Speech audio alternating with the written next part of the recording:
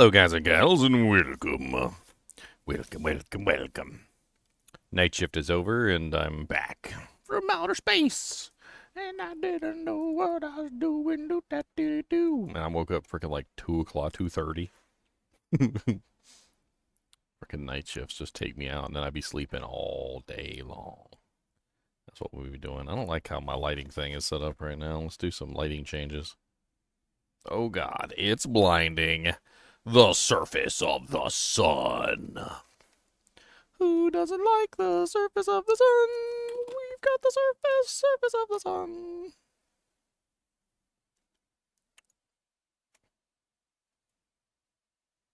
Okay, that's better-ish. I like that. All right, so we're getting started today. I don't know what I'm gonna do today. I'm thinking about it. I think the first thing I need to do is pull up Tradery, and I need to refresh my items for sale. That's a good thing to do when you first hop on. Make sure I am counted as online and relist.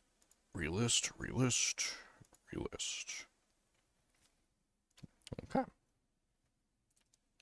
Done. Relisting. Everything's relisted. Let's hop into voice chat. I see Savasi's in there. What's up, Savasi? Yeah. Are you alive? Yeah. Where do I work? I do like a 2-day little stint at Kroger. I do sign change out and tag change outs for like the big sales. Mm-hmm. I used to be lead there for that particular position, but I stepped Yeah, down yeah. when I got into YouTube. Sorry, somebody was asking in chat where I worked. Yeah.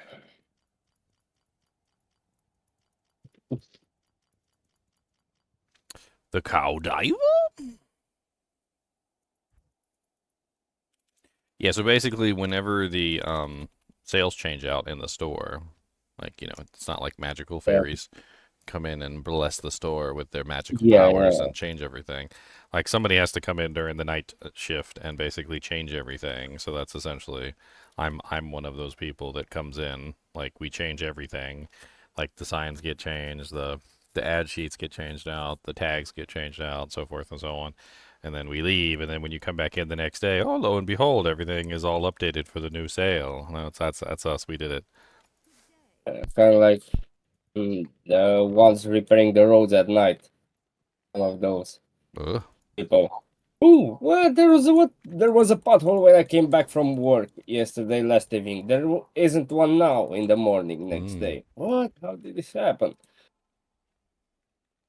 Yeah, some do night shift Do I listen to on music highway. during night shift? I actually it's an interesting story. That's a interesting question, Jasmine. You can. So They what do I allow do? So they what do I listen to when I'm at night shift? Well, I'm not a big music person. Like I like music, it's okay, but I'm not married to it or anything. It's it's never not been forbidden. something that I've actively sought out. Like if I'm listening to it and my foot is tapping, then that's great. But like I don't normally play it. So what I would actually do is I would look on YouTube for people that I could listen to, like instead of watch, because obviously I can't just sit there and like stare at my phone the entire time. So I started to like go out of my way to try and find people that I could, just like listen to their content as opposed to watch their content, despite the fact that obviously everything on YouTube has a visual component. Um, You can still listen to it as if it's a radio. like a podcast or something, yeah. Yeah, But not yeah. everything is structured that way. That's the problem. So Yeah. like a lot of the times I would find myself, whipping out my phone trying to look at whatever it is they're showing, and Yeah. I couldn't do that. So I started to look for people who were specifically, like more auditory content than not. No, this was long before I made my content, Juju.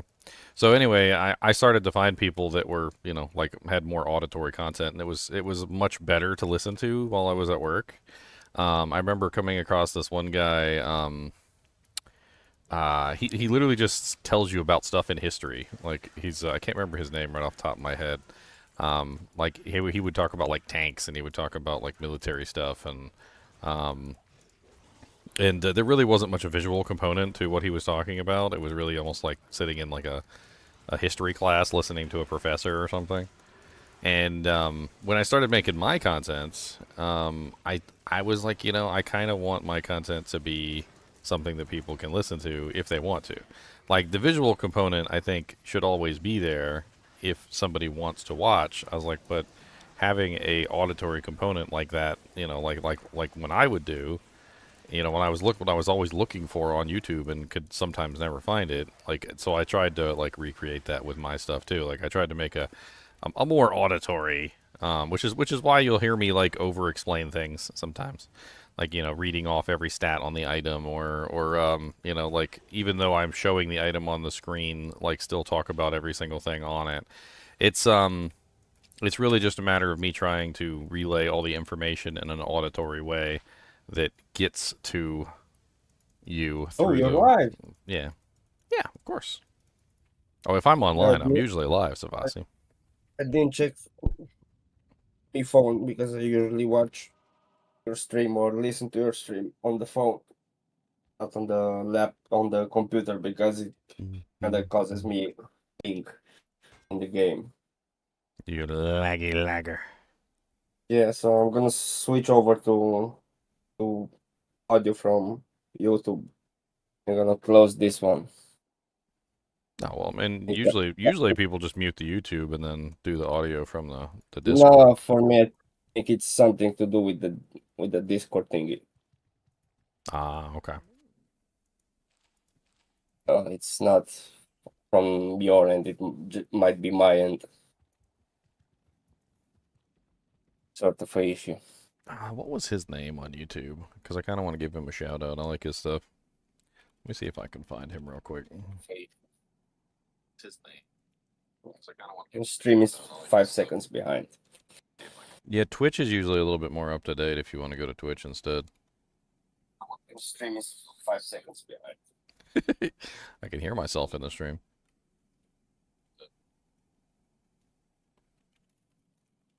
Add. Don't want that. What was his name?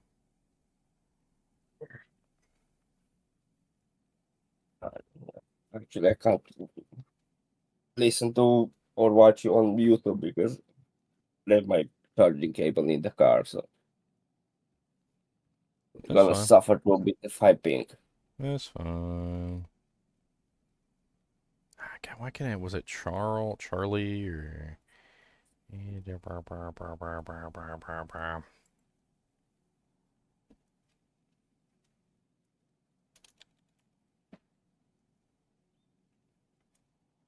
What was his name?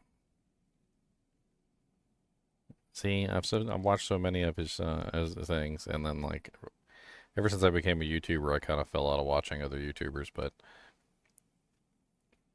I used to listen to this guy's stuff all the time.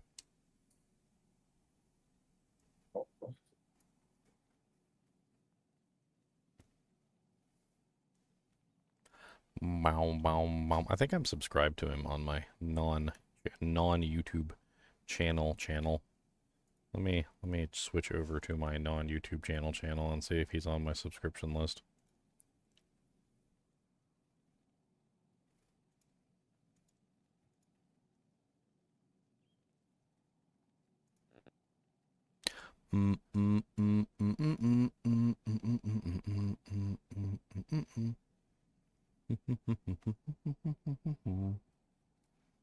Ugh. So my girlfriend's subscriptions are on here. Yuck.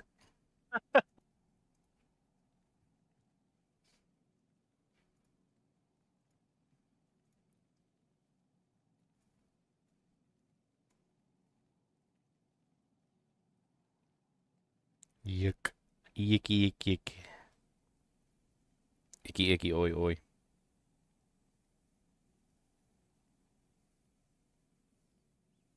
Unsubscribe. Just go through and unsubscribe to every single one of them.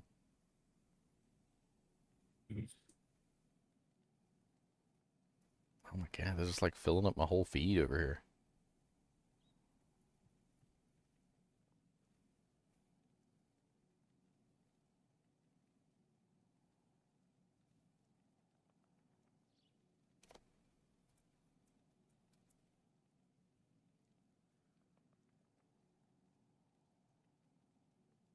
can't even find my subscriptions list. Like, where's my list of people that I subscribe to? I don't even see it.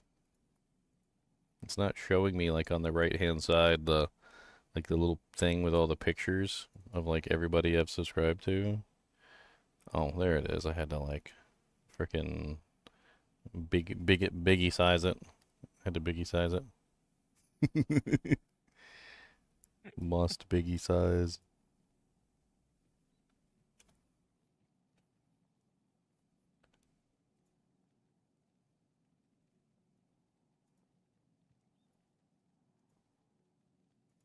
Well, dang, I don't even think it's on here. Bull crap.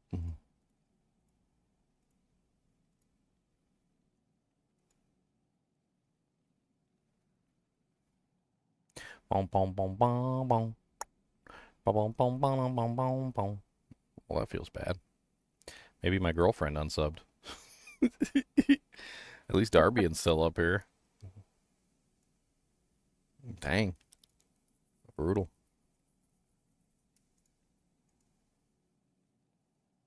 Brutal.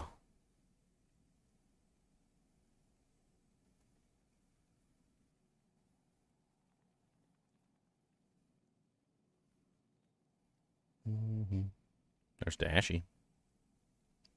Dashy.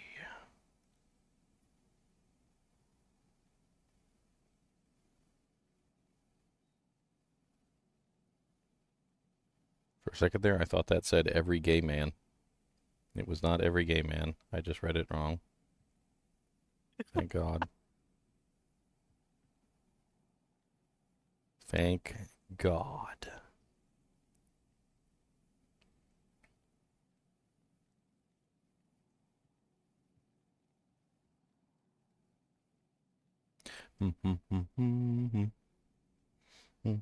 There it is. I found it. Lindybeige. That's his name. His name is Lindybeige. He's got kind of a girly name. I think his first name is Lloyd, nickname Lindy. Lloyd? Yeah. Yeah. What's up, Slicer? Anyway, he's got all sorts of cool freaking like videos, and most of them are him just Yeah. talking about stuff. Like he talks about like shield walls and talks about like hoplite swords and muskets and bayonets, and his content is very much so like easy to like consume like while you're doing something where you can't actually look at the screen. A lot of his videos are very educational. I don't know. I fell into like watching some of his videos at some point. I can't remember like when I started, but he's got some really good ones. Like Yeah. he really does have some really good videos on like a lot of neat stuff, like 13th century knights knit and freaking like some of the ones I watched. Like I was interested in specific topics, of course, but he goes over like tons of various things, like philosophy of happiness.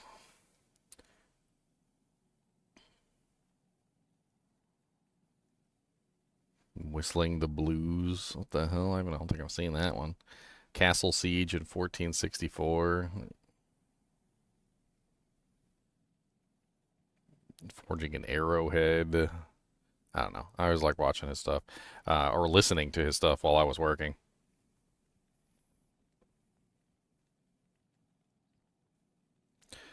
No sound, huh?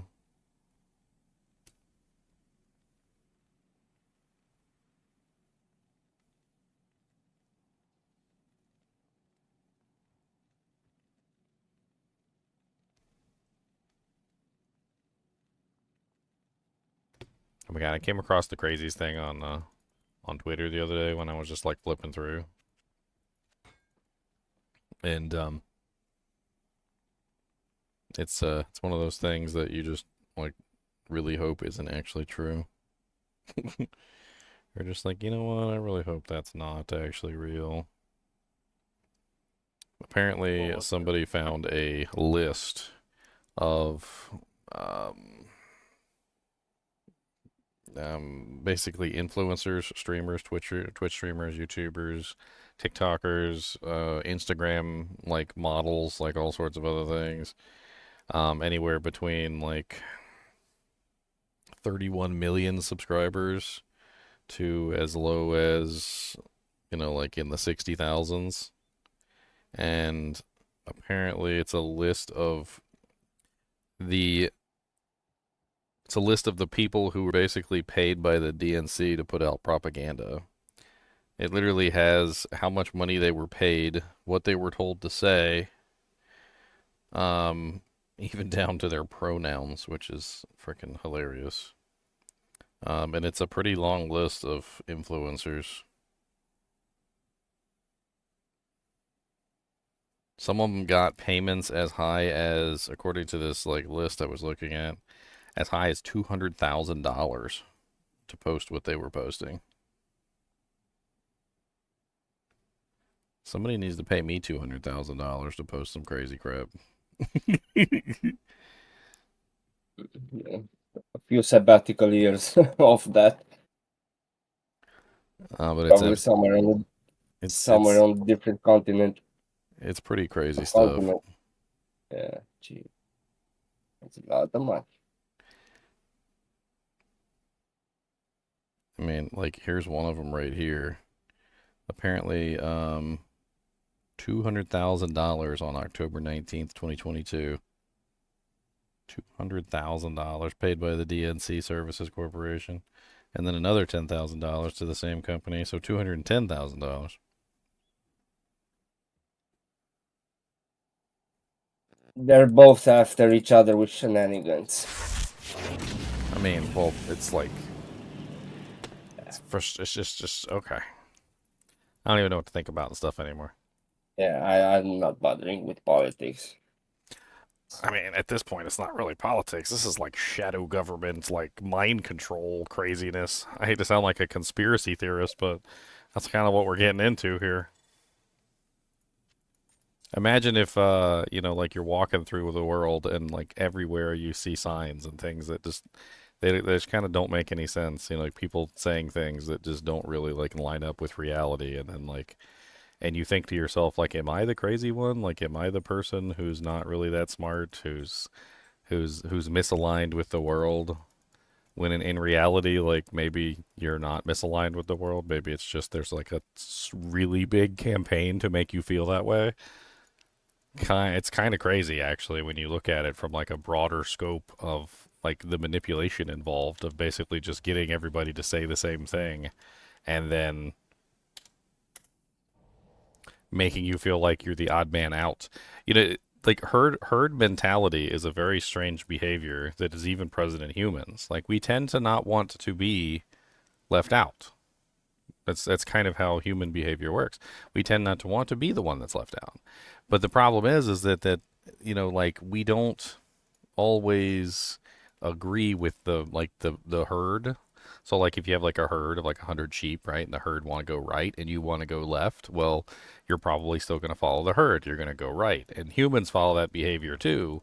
And if you get enough people to parrot the same thing over and over again, eventually even somebody who doesn't necessarily agree will pivot in that direction so that they're not left out of the herd.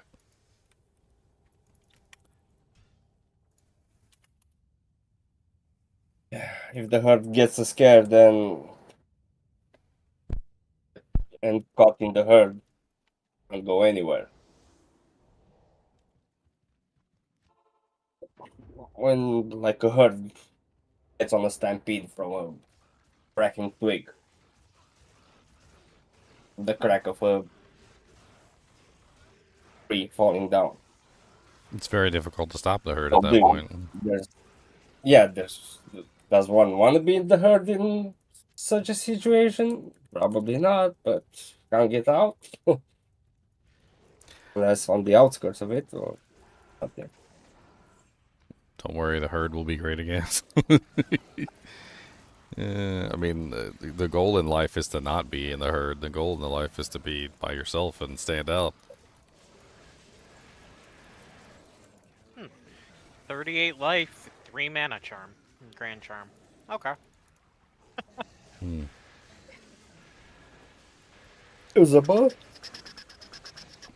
Very serviceable. unless its level is like 83. I think it was like level 70 or something like that.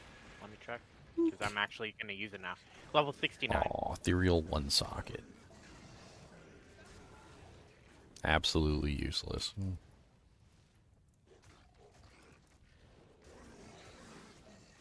At least it wasn't a phase blade.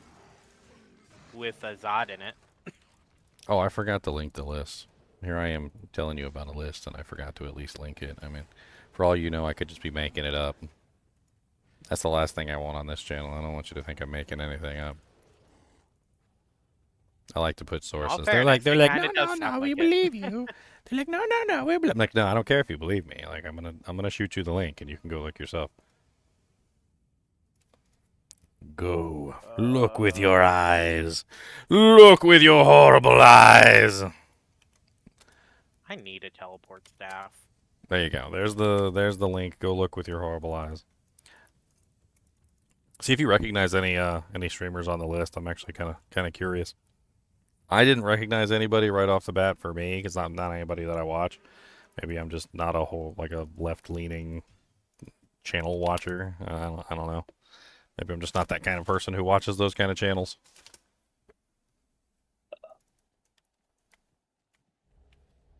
The only reason it stuck out at me, you know, I'm not talking about politics here, like, it's because I'm a YouTuber. So, like, it makes sense to me, like, to think about that kind of stuff. Like, that somebody might approach you at some point and pay you to, you know, like, say something a specific way or to, like, have a specific opinion. I mean, it's not necessarily impossible, like, for that to occur. I would imagine that if I became, you know, big enough in the community as well, that eventually someone might approach me for the same reasons and be like, look, you're too influential. We need you to agree with us, and if you don't agree with us, then that's a problem. We're willing to pay you many thousands of dollars if you just agree with us and repost our mantra. And like, I'm assuming that actually does happen to the larger YouTubers. Thankfully, I'm not really that big. I'm only like, what, 60,000 subs or getting close to 60,000 subs. I'm probably not big enough for them to approach, but I'm assuming that some of the others in the Diablo 2 like Planescape probably are. Like, you know, Llama. like Llama or Riker, or like they probably, Yeah, but they may it have been would be approached. it would have been way out of place. That's pretty much. I don't have statistics or not, but I like to imagine that most of the people that follow Diablo content from streamers are like passionate about it or interested about it. Well, I'm not I not don't. really sure that it's the right target demographic. Like, I don't think Yeah, we yeah. would fit the target demographic because I was thinking about it, I mean, and I was like, you know, I don't think that we're the right people. Like, because my target demographic, by the way, for those of you who don't know, we couldn't stop one for trying. men between the ages of like 25 to like 55. Only men between the ages of 25 to 55. And from what I gather, like, men between the ages of 25 and 55 are less likely to believe that kind of bullcrap. We're also more or less the people who've learned, you know, to take life by the horn, so to speak, and we're less followers and we're more leaders, right? So we don't necessarily like bow down to the herd mentality. So maybe we're just not the target demographic in general.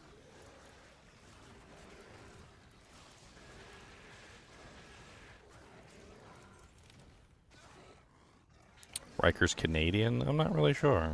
I never really asked. Yeah, he is. He's from He is Montreal. Canadian? Yep. Then of course he wouldn't be contacted. 4-socket cryptic sword, non-ethereal. Yeah, apparently there was some type of strategy, like, in choosing these people. Like, they were looking for people who were already sort of leaning toward the left, and that they could easily manipulate to say what they wanted to say. Like, not necessarily that it's something that they would believe, but more or less that, like, you know, like, hey, these people are already leaning in our direction. Let's see if we can, with a little bit of money, like, we'll push them a little bit further in our direction and get them to say what we want them to say. And apparently it worked. They got a rather large number of people to basically parrot parrot what they wanted, which is kind of funny because weren't we literally just talking about how like the senators and stuff like that and the House of Representatives were literally just copying and pasting the same exact message on like Twitter and stuff like that multiple times in a row? Like there was literally almost like 60 of them caught like literally just copying and pasting the same message. And now we have a bunch of streamers that are literally copying and pasting the same messages. It's starting to come together in a very interesting web of just like, oh look, everybody's just saying the same thing. I wonder what's going on.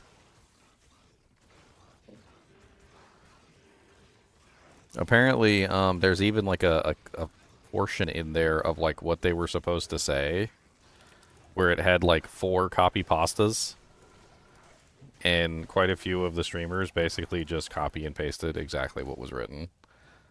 Which of course made it extremely obvious because then you went to the different channels and they all had the same exact message. You would think there would be some kind of like, do you guys not remember when we were in school?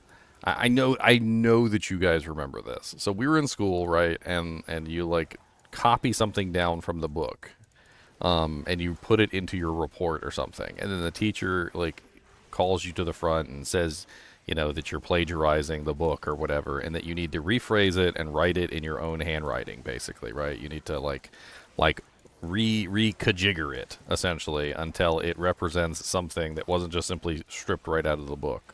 You know, like if it says the sky is blue, you can't just write exactly the sky is blue. You got to be like, and I looked up and I noticed that the sky was a peculiar color of, you know, like off blue or something. Like you gotta like rewrite it in a way that makes it sound like it's something original.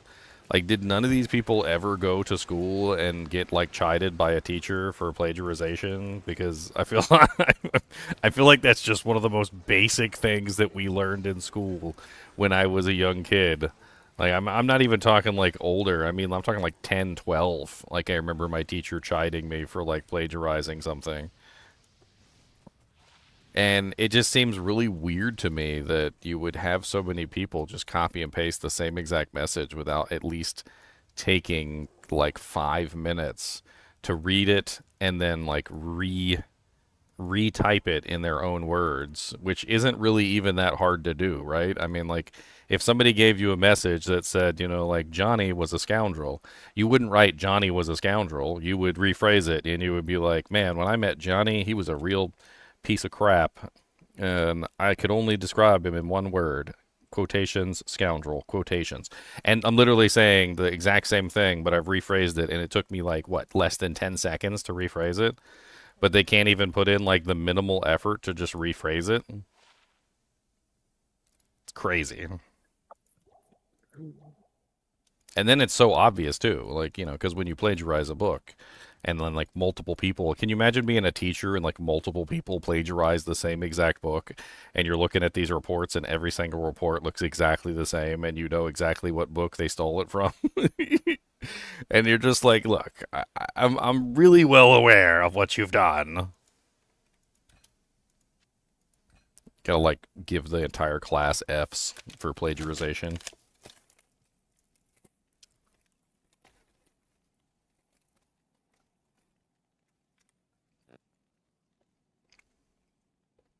Thad said, do I think that Melee Barb or Melee Druid is more viable in PVM and higher player counts? I feel like Barbarian with its item find allows you to get more pieces of equipment, which in general allows your character to gear up quicker. And since both are very gear dependent, a Barbarian wins hand down just simply because he has the ability to gear himself up quicker and better. Now, if you take that out of the equation and you say, okay, well, like, what if I have infinite gear to gear up both of them, and I'm pulling from a, you know, a stash tab of infinite equipment? Well, then, again, probably still the Barbarian because he has shouts, he has battle orders, he has the you know, battle command, and honestly, they can bring his HP, his defense, and everything up like crazy. The druids, one of the druids' main weaknesses is lack of defense. He has like no defense whatsoever, and that defense comes back to haunt him when he gets into hell difficulty.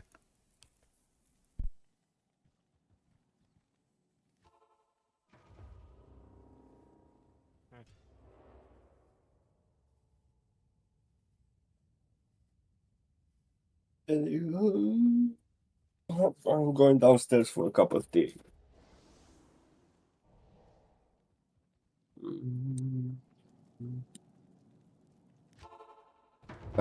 Yeah, Chaos terrorize these next. Oh, nice. We can do an EXP run. Cool. I'd be I'm actually doing chaos runs because, yeah. I'd be joining to farm keys, mooching off player count. You still need a torch? Yeah, I have a couple assassins. Well, I have a Sork and a Paladin. And a couple Necro. A Sork and a Paladin. No, the Paladin is without torch. It's a hard one. If But I he's could trade getting off there. this freaking 2020 Paladin. I'm not desperate for torches. Or for, well, Alice, for that matter. Oh my god, so many fire torches. This Paladin, I'm pretty much, it's a fork-off build of non-ladder one of mine. Where that one has really good Annie and really good torch. I think he could do it without the Annie and without the torch. So, yeah. Yeah, I really want you to sell that torch off. I tried, I've been getting crap offers. I think I got one for like 3 burr runes. Which just seems really low to me. I mean, I could trade it. Probably the best offer you've got. Yeah, I mean, I think that's the best offer I've gotten so far. Apparently, there's a couple 2020 Pally torches that dropped this season, and apparently that's what's bringing the price down. I looked on there, and there was a couple of them that sold for like dirt cheap. I don't even know why they were selling so cheap. I'm more tempted just to like give it to somebody in the kinship than like sell it for 3 burr runes. It's not even worth it. At that point, yeah. I mean, if we're getting 20 for it, that's one thing. But if we're getting 3, I mean, I'll just hand it to somebody in the kinship. Let them enjoy having a 2020 Pally torch. I think that's what irks me the most is that it's not being sold and no one's using it. I mean, as long as I can guarantee that I can get my hands on it when it's sold, I will gladly let somebody use it for the time being. The problem is that I can't really 100% guarantee that. I mean, if the person who has it is trying to actively sell it, that would be a different story.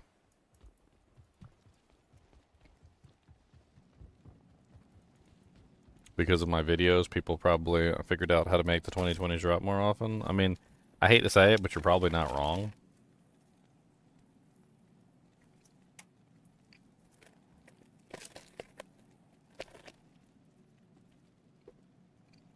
Although, if it was like a 2020 Sork one, you know that would have sold immediately. Oh, even more. Yeah, it's even more valuable than the Pally one.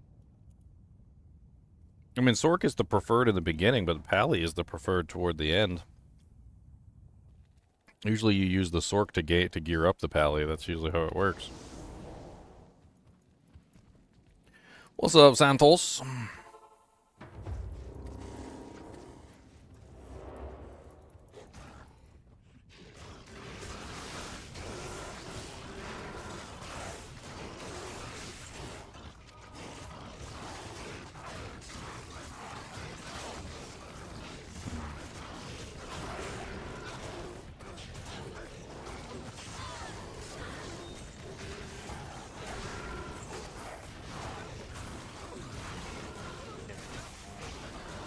Oh, and in another odd twist of like manipulation, you know, I already have voiced my like negative opinions of like mainstream media in general because I feel like they've been trying to push narratives and like control people's minds basically on how they think, and I didn't think it could get any worse. I didn't think I could hate them any more than I currently hate them. But yeah, was it the other day? I think it was yesterday. I pulled up this article. They were talking about how Trump deported this family that had been here for like 35 years or something, and how horrible it was. And I pulled up the article and actually read it, and it said that they were deported in 2021. That would have been under. Under Biden. And I'm like, hold on a second. So they were deported under Biden, but somehow it's still Trump's fault? It's like they were deported in 2020, 2021, and I looked it up and I actually like tried to confirm it too, and it said that yes, they were found to be illegally here, and they were told to leave basically, and they were also given the order that they were to be deported in 2021. And apparently they put in some kind of appeal with ICE to try and appeal the deportation. But all of this occurred back in 2021, and it's still somehow Trump's fault. And you know what? I ain't in love with Trump or nothing, but the article just, like, slapped me in the face because I was like, hold on a second. So the title is, like, Trump deports, like, family that's been here for 35 years. And then in the article itself literally disproves the title and literally tells you that they were deported in 2021 long before Trump ever took office. And I'm just like, what? It's like, is there anything we can actually trust out of these people's mouths anymore? It feels like they just lie to us on a regular basis now. It's like a matter of course for them. Like they're practicing. They don't want to get caught slacking. Out of curiosity, what level would Act 2 Merc have to be in order to get 200 strength, roughly? It's like 93 or something like that, unless you have some plus strength equipment.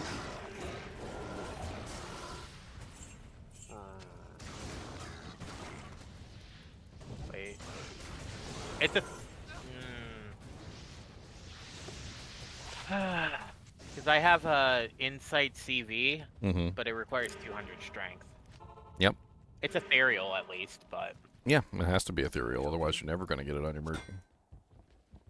What level's your merc right now? Well, right now my character level's 89, so...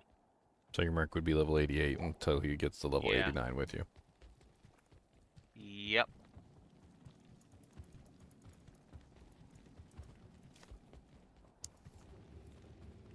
Rip. What do you mean?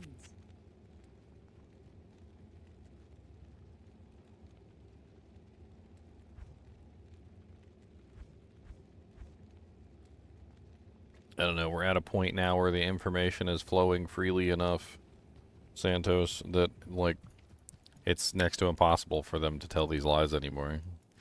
People are not dumb enough to fall for it anymore. Like, you can easily go on and fact check this stuff.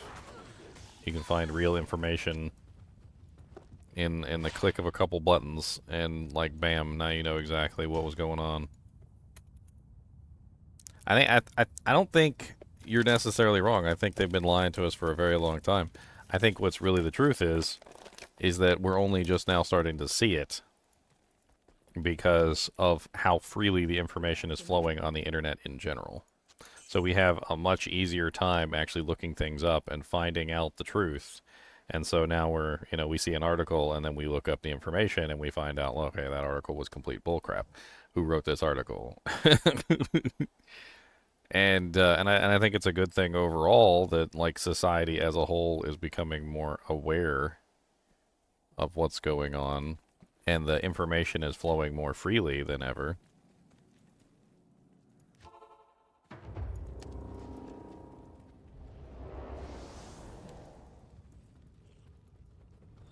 The truth. Well, subjective truth. Oh, I guarantee you there's some things we'll never get the full truth on, ever.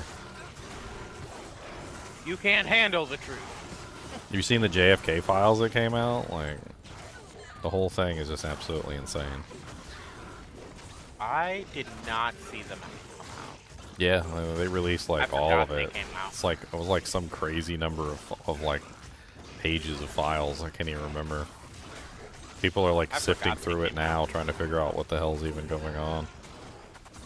Apparently, the files pretty much confirm the existence of a shadow government, basically within the United States government, that essentially was kind of working outside of the government's authority, and that basically the shadow government was kind of like controlling the real government from behind the scenes, and apparently that's what got JFK killed. Was apparently he was going against the shadow government.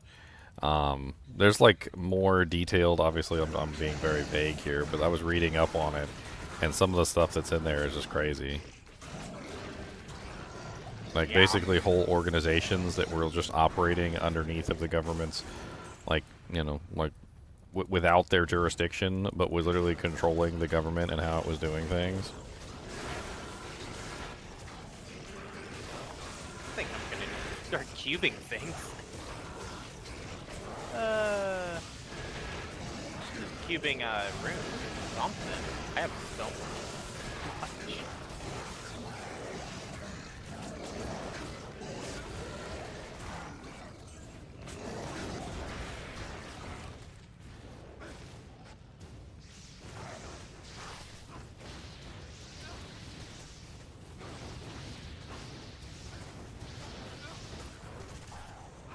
Short battle bow.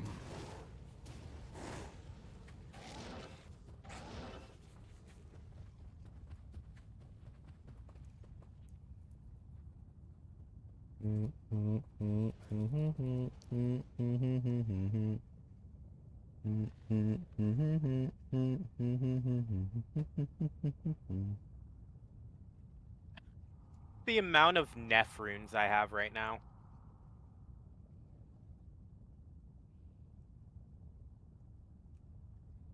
Okay, is this a real offer this time?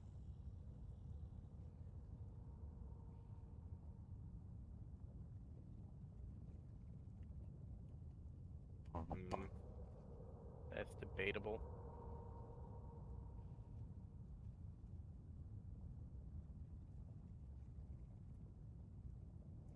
Like, there's stuff in here about how basically, like, JFK didn't trust the CIA, and how the CIA was working to undermine his authority, and how he was basically planning on what's the term? I'm trying to see if I can find it in here. This is a quotation. We got a memo yesterday about Kennedy's plans to reorganize the CIA, and a lot of the memo had been redacted before. Morley said, "We now understand why Kennedy mistrusted the CIA, and a mistrust, to be sure." The hell? Accidentally hit the space bar and like scrolled down the whole page and lost my quote. A mistrust, to be sure, that was returned by CIA officers who did not like his liberal policies.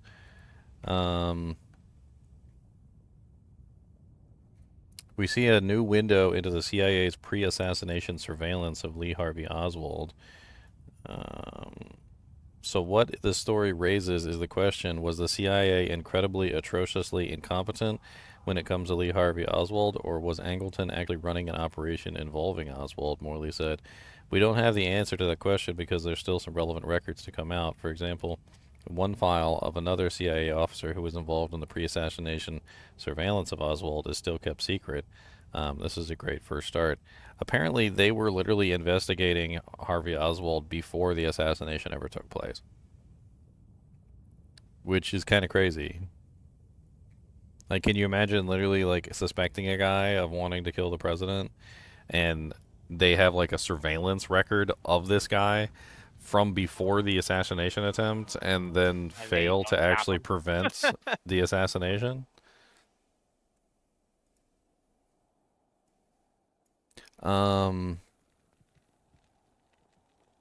There was some crazy stuff in here, and apparently some of it had to do with Cuba and Castro. Why does that not shock me?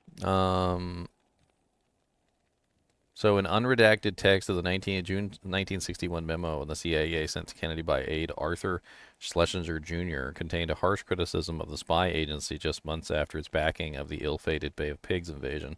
Some of the other documents also detailed operations to potentially overthrow Castro. One 1964 document showed that two intelligence assets discussed potentially assassinating Castro under the administration of President Lyndon Johnson. The document said that the CIA was allegedly formally in favor of such a plan, but it was shelved due to opposition of the Attorney General Robert F. Kennedy. Another previously released document detailed RFK being briefed on potential plans to kill Castro. RFK asked to be told before the CIA works with the mafia again. a footnote of the document read. So the CIA was actually working with the mafia at some point as well, which was also crazy. All of it, like the whole stuff, the documents coming out, like there's so many like interconnecting organizations. Like the CIA was basically working to undermine the president. They were apparently working with the mafia. Apparently they were also trying to overthrow Fidel Castro. Fidel Castro, of course, didn't like that. Who would? I mean, like the whole thing is crazy. It's like there was some sort of like I don't even understand, like shadow government underneath the surface trying to like mess with everything.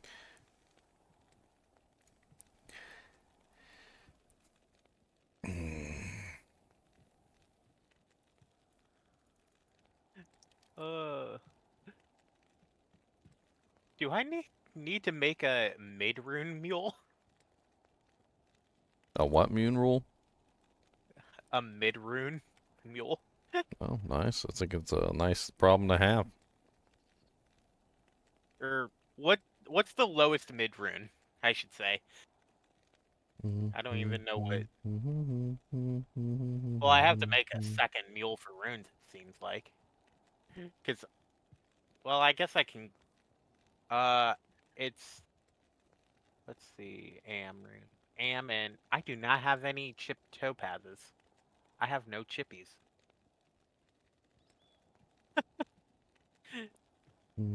So I can't cube these Am runes into souls? Yeah.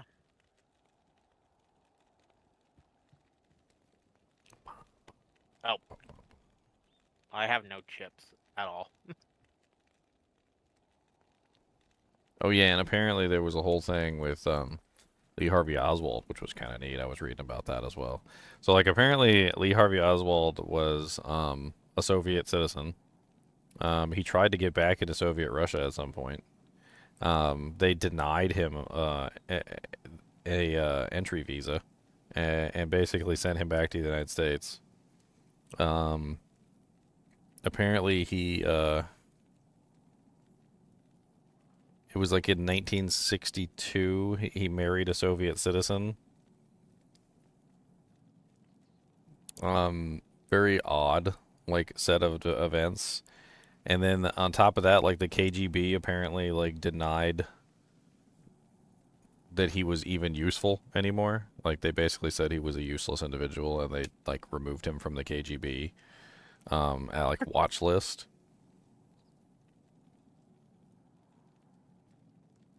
The KGB didn't want him.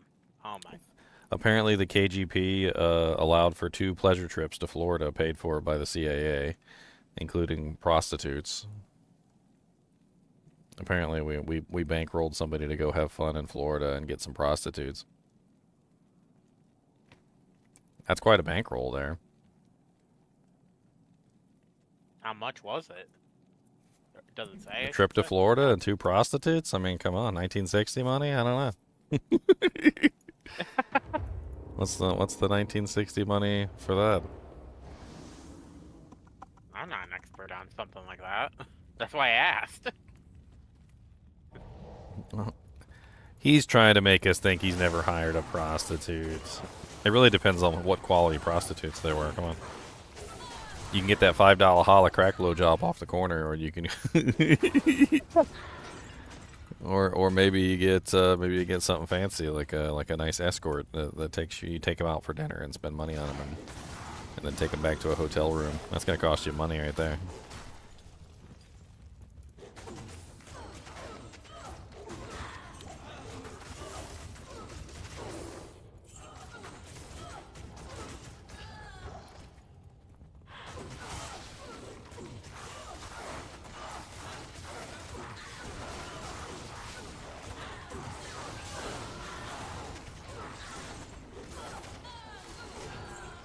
You know, it's the only thing that I'm getting from all of this stuff is that, like, the CIA has way too much freaking power.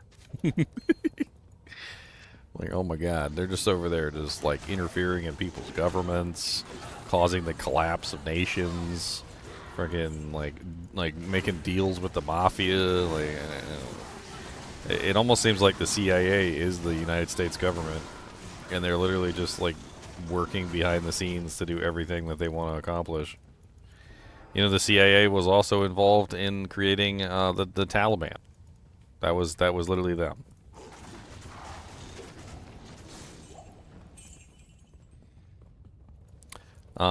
There was actually this whole time period where Russia was invading Afghanistan, right? And when Russia was invading Afghanistan, they decided that instead of getting involved to prevent Russia from invading Afghanistan, that they were just going to train the natives in the use of weapons to fight back against the Russians. So they basically went in there and they trained the Taliban and told them how to fight back and taught them the ways that they needed to know, gave them the weapons that they needed and everything. And then lo and behold, like years later, the Taliban are like a huge issue for the entire world. Seems like they just stick their noses in everything, and I can't even think of anything good they've ever done. They always end up just like effing everything up like crazy.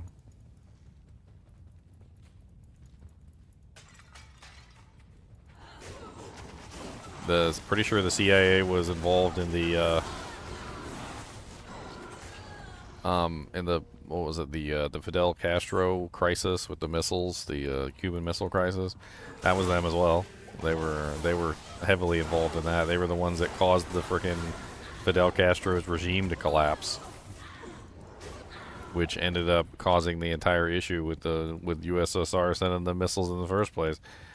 And now we're learning that they were involved with the mafia during the JFK assassination, and might have even been the reason why the JFK assassination happened in the first place, because they were literally investigating Lee Harvey Oswald and somehow just completely failed to notice a threat.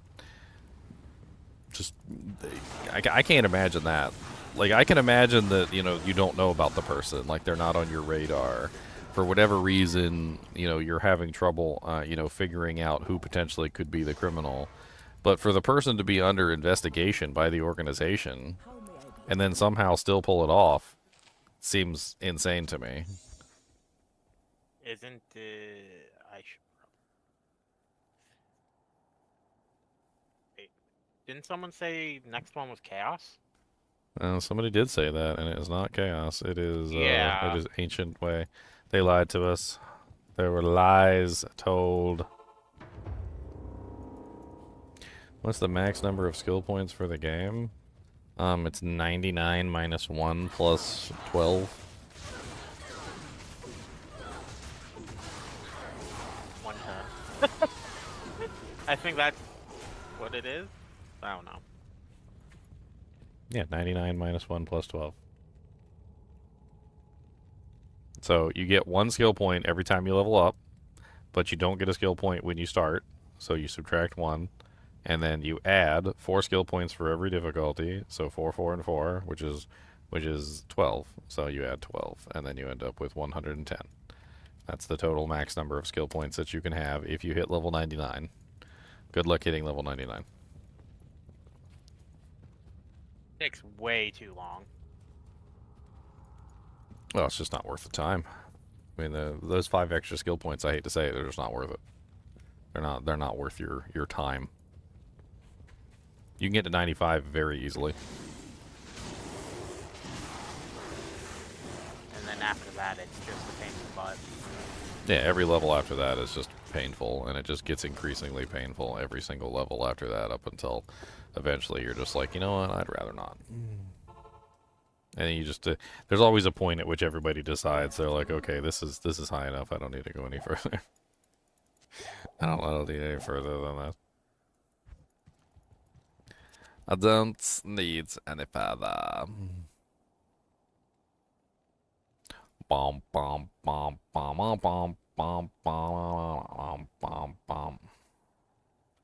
I need to do a blue item run here eventually. I don't know what character I would do it on though. What character would be the best for a blue item run?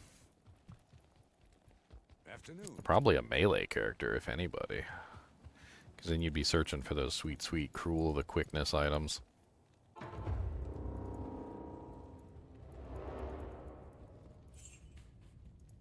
I mean, technically, the skill-based characters would probably have an easy time with it as well.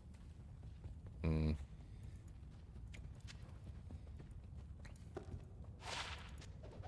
I can't quite imagine what that would be like, just all blue items.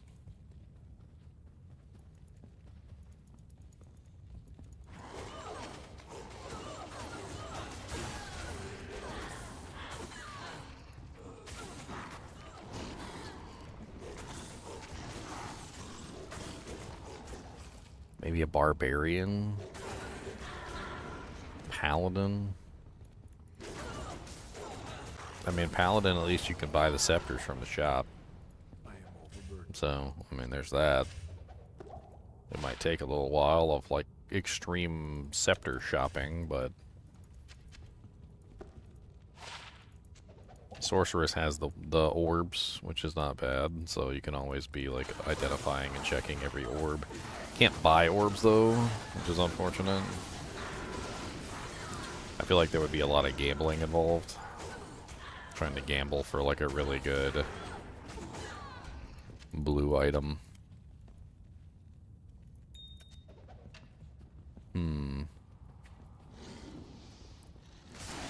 You had a level 99 on the original servers. So if you had a level 99 on the original servers back before they made all the changes, then what you had was a level 95 character by today's standards. That's what you had. A lot of people don't know that. Like, that basically what they did is they took the original level 99 and they brought it down to about level 95. And then after they brought the original 99 down to level 95, then they created the as we now know them 96, 97, 98, and 99 levels, which are exceedingly higher than the original level 99. So if you got the original level 99 back in the original game, then you essentially only had gotten level 95 by today's standards. That's just how they changed the game.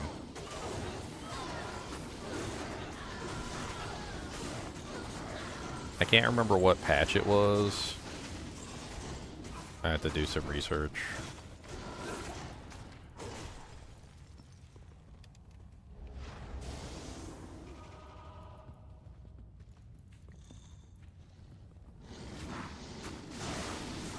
It was kind of like the overhaul.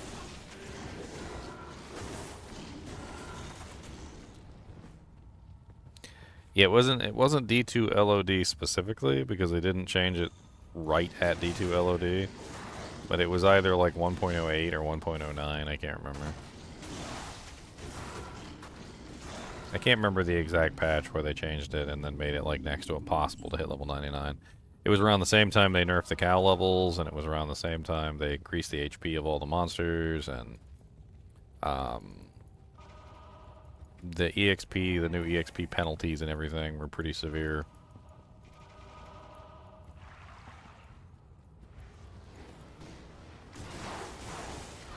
That's why people will tell you now that like the distance between 1 to 95 is the same distance between 95 to 99, because they basically made it so that it's like all the EXP that you would ever need to get from 1 to 95, you got to get it again to get from 95 to 96 to 99.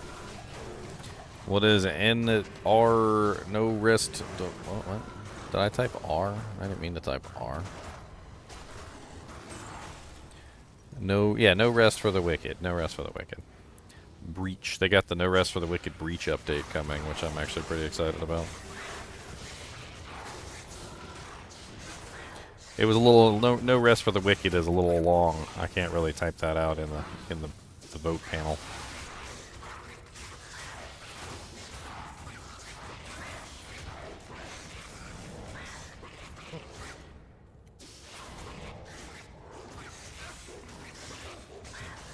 Constantly have to check my equipment to make sure I have the right weapon equipped.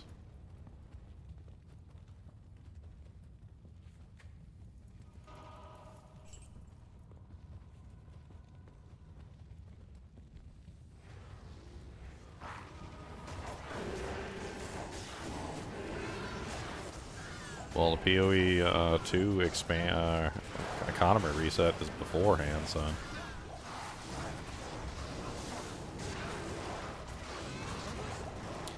Dang it. Mercenary. It's because you can't hit something.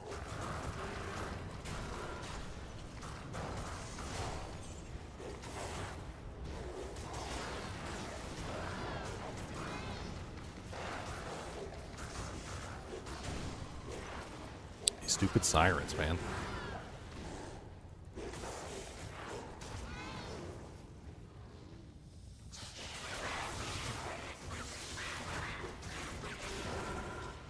I need to actually like create all my live streams coming up because there's so many of them.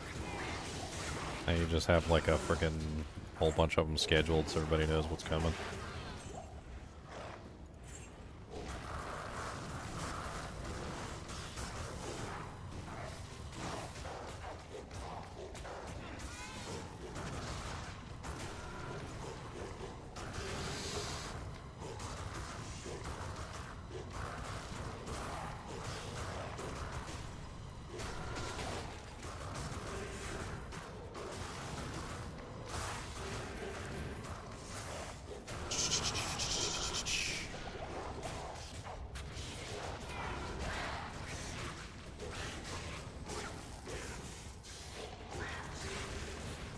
Okay. I feel like I'm slogging through this area.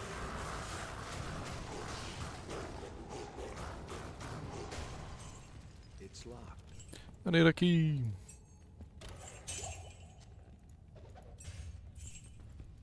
It is a poopy key. Flying knife, not ethereal. Oh. 182% enhanced with Fool's Mod.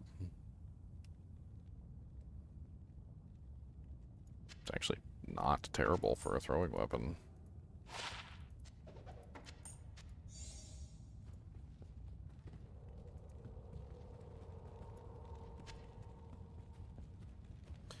Not terrible.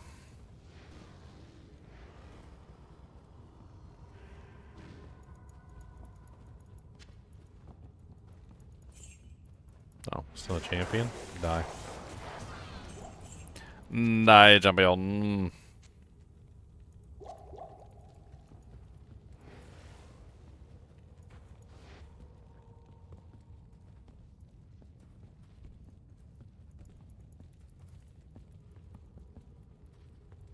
Alright, this one's pretty much finished anyway. Moving on.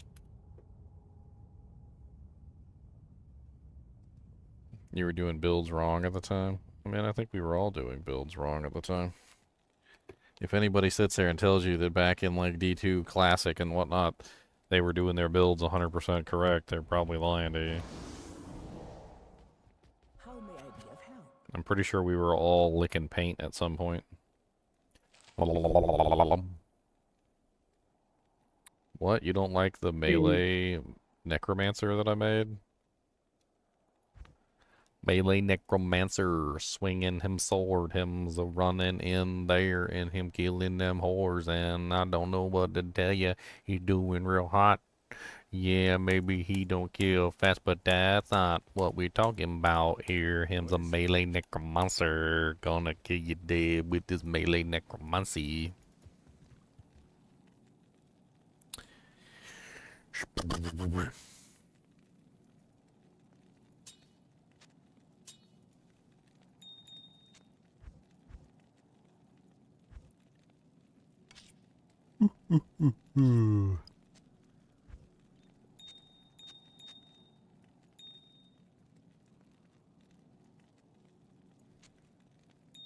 Hardcore disconnects. Don't even know how any of you guys even played hardcore back then.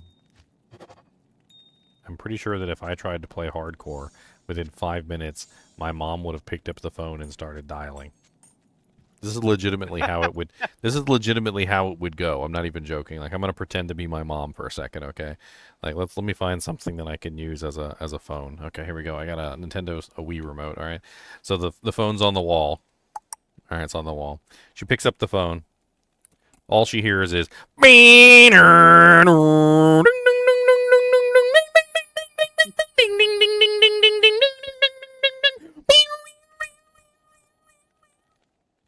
hears this, okay, then proceeds to dial. Beep boop boop boop beep beep beep beep boop boop boop boop boop. Me down the hallway yelling, "Mom, I'm on the computer! Stop dialing!" Beep boop boop boop beep beep beep beep boop boop boop beep beep beep. Honey, there's something wrong with the phone. It's not working. Do you hear a dial tone? I hear some sort of weird screeching noise. Beep, ding, ding, ding, ding, ding, ding, ding, ding. Meanwhile, I'm just, like, my character's just dead. I'm dead. I'm running in there. I'm like, Mom, I'm on the computer! Well, I need to call your cousin Jeffrey and tell him about that.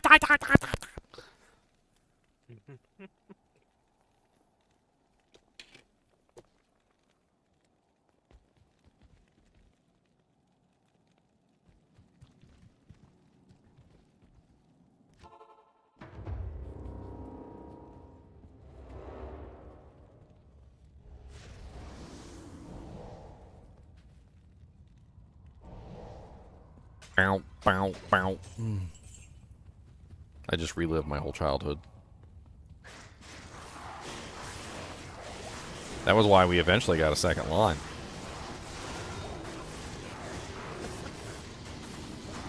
Holy Jesus in heaven over here. What is going on? Might Enchanted Afflicted pack with Demon's Prowess. Merc just got like one-shotted off the face of the planet.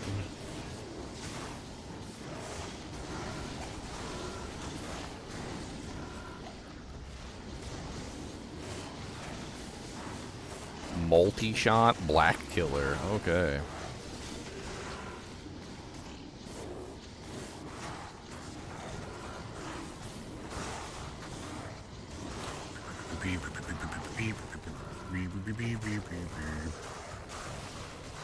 Dire Wolf multi-shot, magic resistant, extra fast. There were 2 multi-shot monsters inside that pack.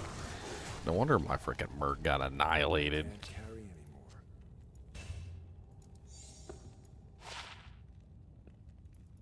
Maybe I should just do some gambling today. That sounds like fun. Shall we gamble? We must do the gambling.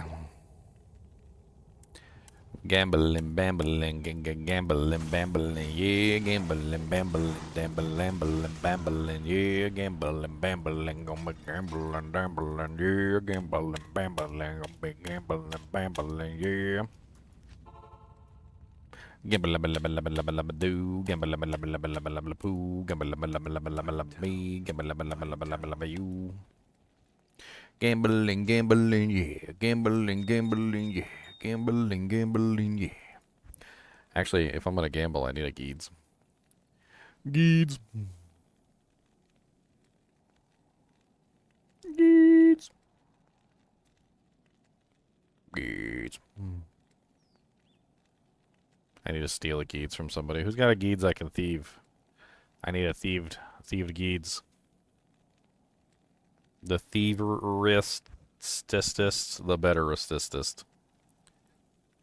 How much are Geeds going for right now? I'll try it right. Tradery.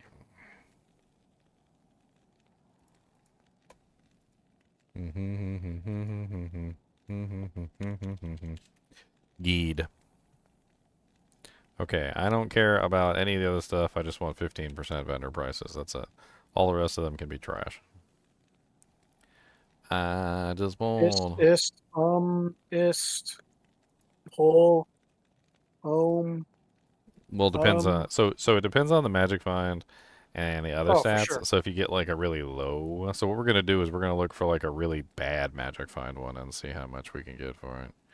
So like, there's a 22. The 22 traded for like a bunch of Ral runes or like 5 perfect amethysts. So yeah, that's kind of what I'm looking for. Like I don't care about the Magic Find. I just want one that has like 15% vendor prices, and everything else can be trash for all I care. Yeah, 22 Magic Find and 14 vendor price went for a pull 3 hours ago. Let's put like 23 as like the highest on the list here for Magic Find.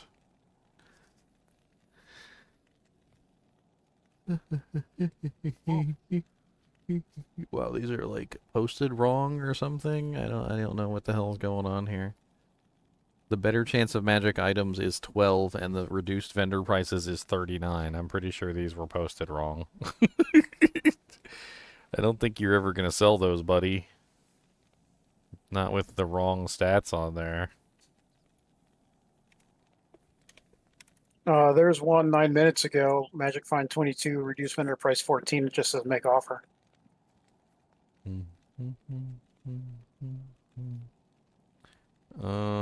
This one's Asia, Istrun. I don't have an Istrun.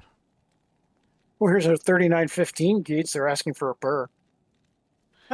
Yeah, I don't want a high value one. I just want one that's trash, basically. That one is completely busted. This one is like, how many Ral runes is it to an Ist at this point? I don't even remember. I could just offer this guy Ral runes. Let's see. Let's see how many Ral runes are trading for an Ist. Recent trades: 20 for an Ist, 40 for an Ist, 22 for an Ist, 15 for a Mal, 12 for a Mal. How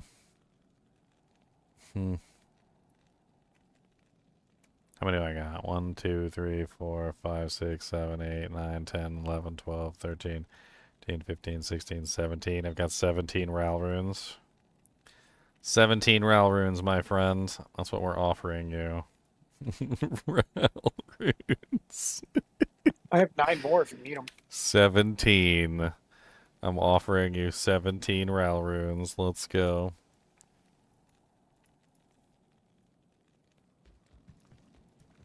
Yeah, I got 9 rail runes to add to your stash if you need them. Well, I need to make gold. That's important. And then let's go ahead and take our charms out since we're going to be gambling. I don't want to accidentally, like, sell anything that's important, which has definitely happened to me on occasions.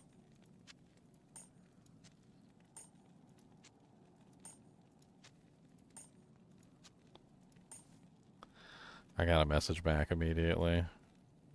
Scared to look.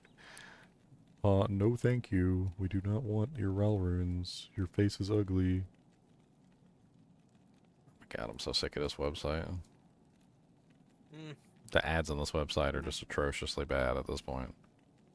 Oh, it's not even a message about that. It's a message about the Hellfire Torch. Jawbur Ohm is what the guy just offered me.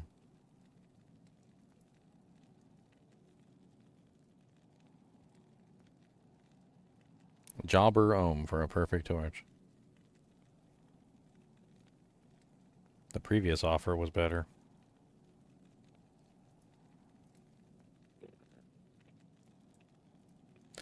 I'm half tempted to just trade it off at some point.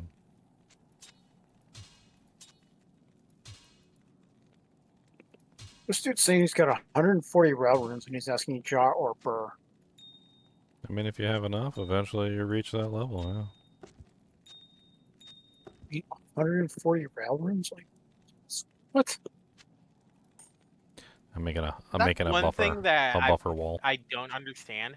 How do you trade 140 Ral runes when the window is only like what, 40 big?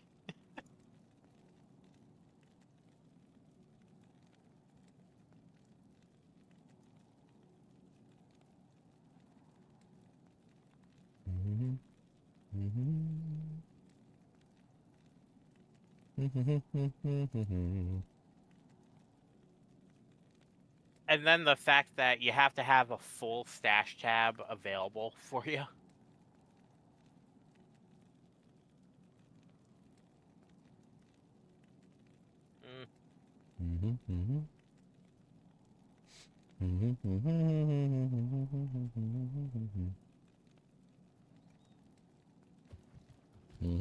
Alright, we need to go make money. Money, money, money. Money, money, money, money, money, money. Gotta make some money, money, honey. Money, money, money, money, money, money, money.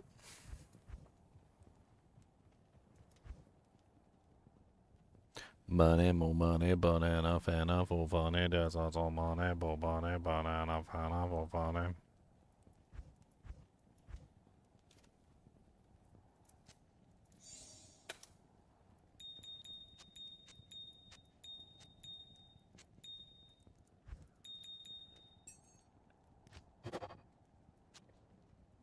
Oof.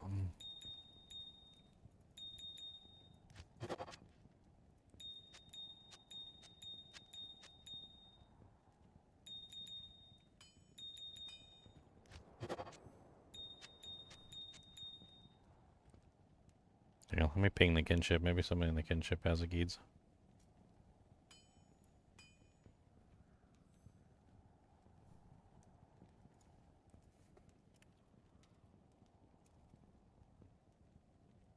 What's up, Garis do Nordo?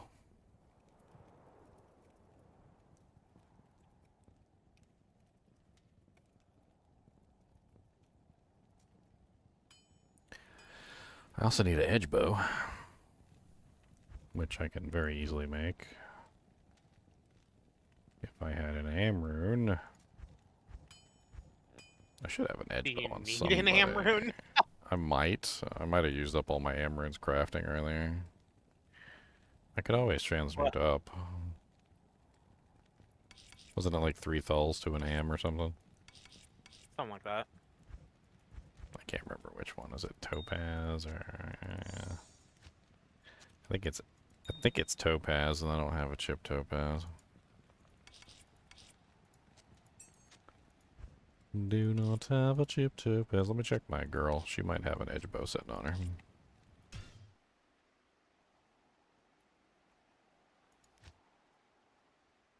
We're gonna get ready for some gambling. We're gonna get ready for some jambling. Gambling, jambling, bambalambling, jambling, bambling.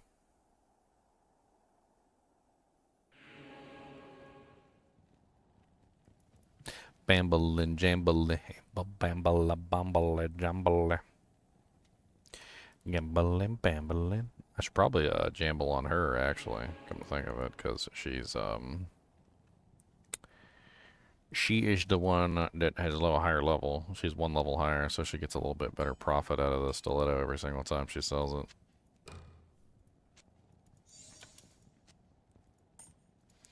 A little better profit. A little more today. We're gonna do some gambling. Some jambling and get paid.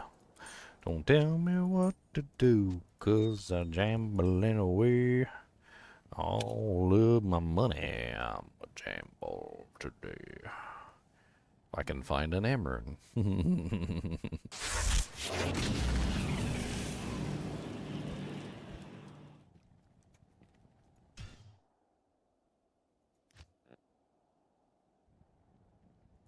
I mean, 14's better than a 0. 14 is better than a 0.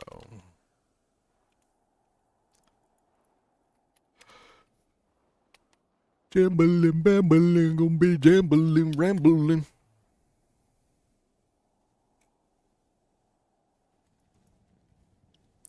Bambling, jambling, ramble, bambling, dambling, ramble. Alright, so let's put you here. And then... trying to get all my items in order so everything's ready for the jambling spree.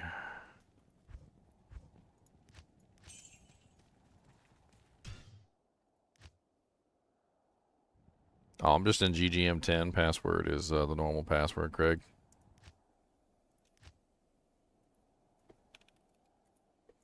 The normal password.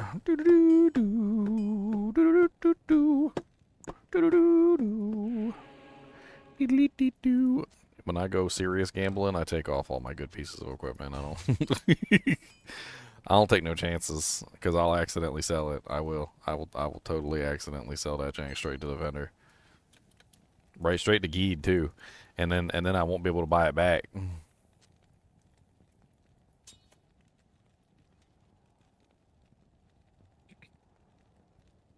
And then I won't be able to buy it back.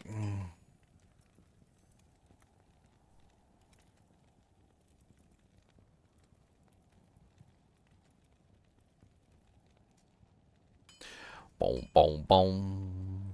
Boom, boom, boom.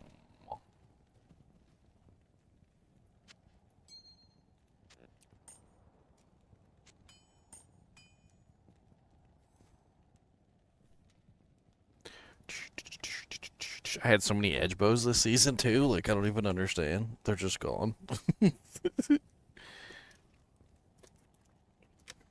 I got some Tex-Mex though.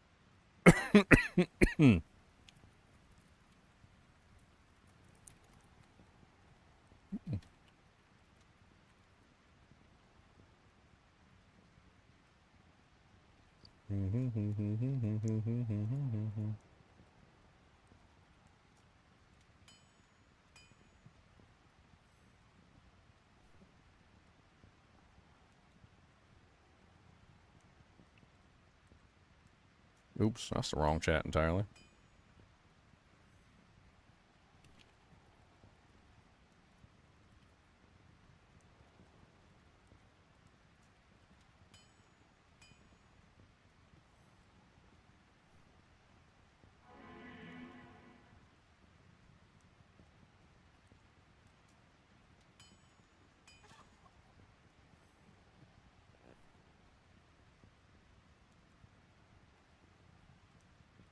I'm gambling, I'm jumping, I'm juggling here.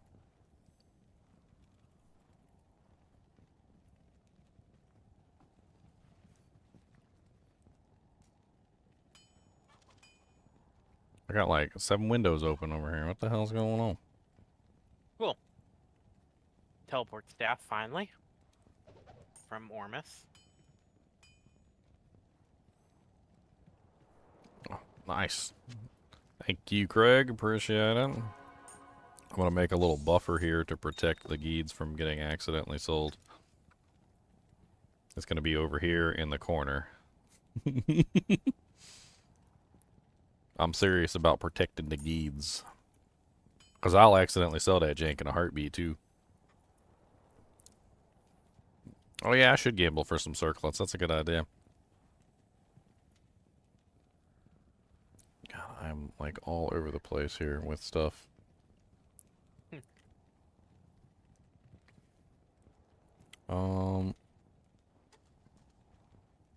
We sold a perfect one by accident.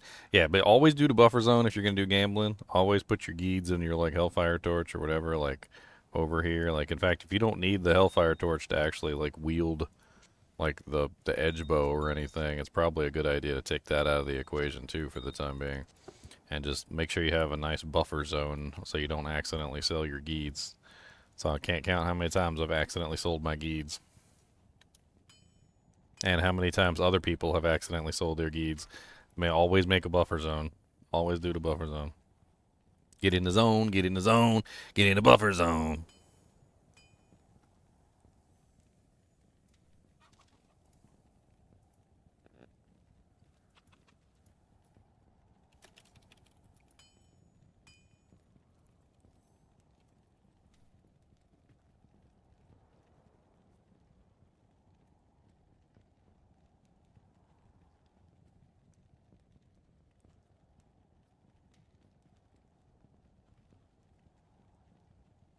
Trying to like do way too much stuff at the same time here.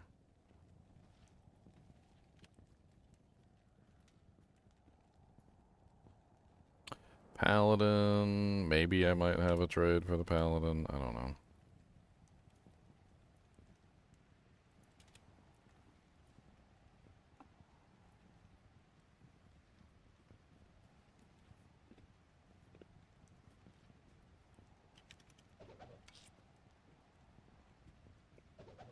Oh my god, Tradery, stop going white on me, dang it. You dropping me an Amrune? I need Amrunes. Where is my Amrune? Yay, an Amrune. I want to make an edge bow with it. If I can get Tradery to fucking... I mean, I'm sorry, I'm starting to curse here, because Tradery's pissing me off so bad right now. I don't even know what the hell's going on. Like, every 5 Yeah, seconds, I it's don't turning white. understand. It's turning... yeah, I don't I think it's been infiltrated by malware ads.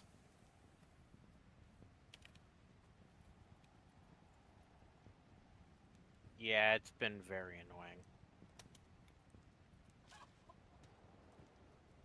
I can't even frickin' type half the time. Like, the frickin' ad at the bottom literally covers up the frickin' chat window most of the time.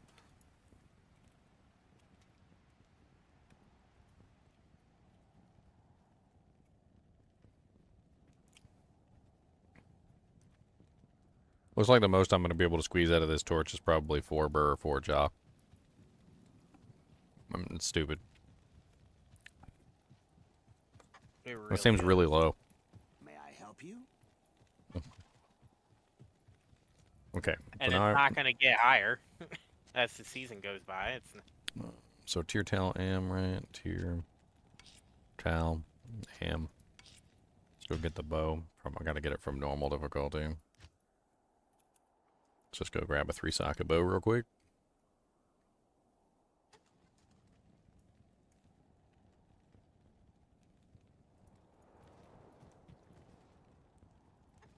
Oh, we can just shop one from like Charcy or whatever. It really doesn't matter.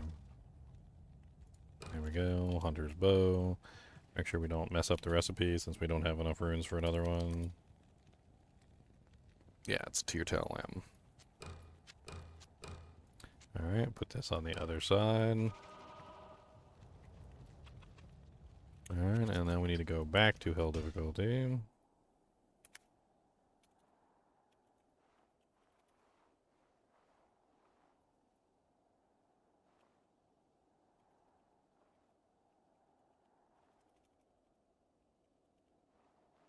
Boop.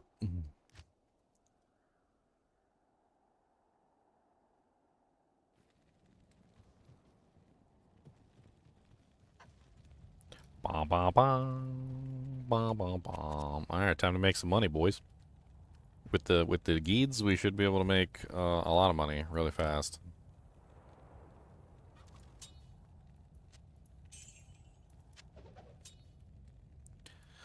So we're selling for 34,816, and our buyback is 8,951. So let's do a little math there real quick.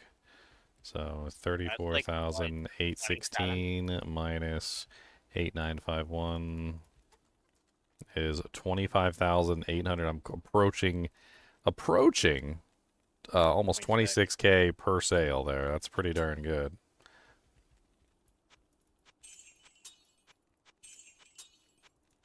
That means you can what, gamble a ring every other buy sell transaction. Well, with the Geeds and the Edge Bow, it'll enhance the gambling as further, making the cost of the items even lower. So now that I got optimal setup, I can basically get the most out of this stiletto that I can possibly get, and then also at the same time, I'm getting the lowest price from the gamble vendor that I can as well. I'm trying to think like which gamble vendor is the best to purchase from. I don't think Geed is the right one.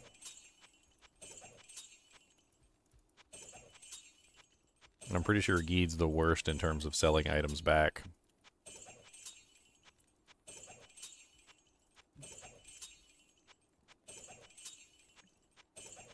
Man, I filled up so quick. With at basically 26,000 per sale, that's less than 4 sales per 100,000, and I'm only have 900,000 in my inventory. So like, I already filled up like within seconds.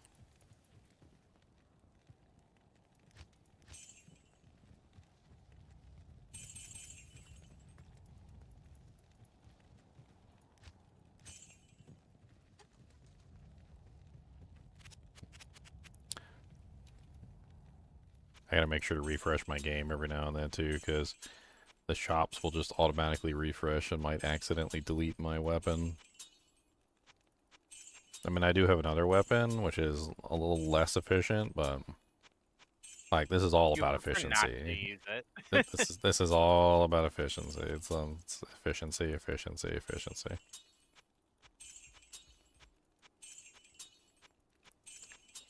All right. Well, I'm hopping off for the day. I'll see everybody tomorrow. All right, T-Foz.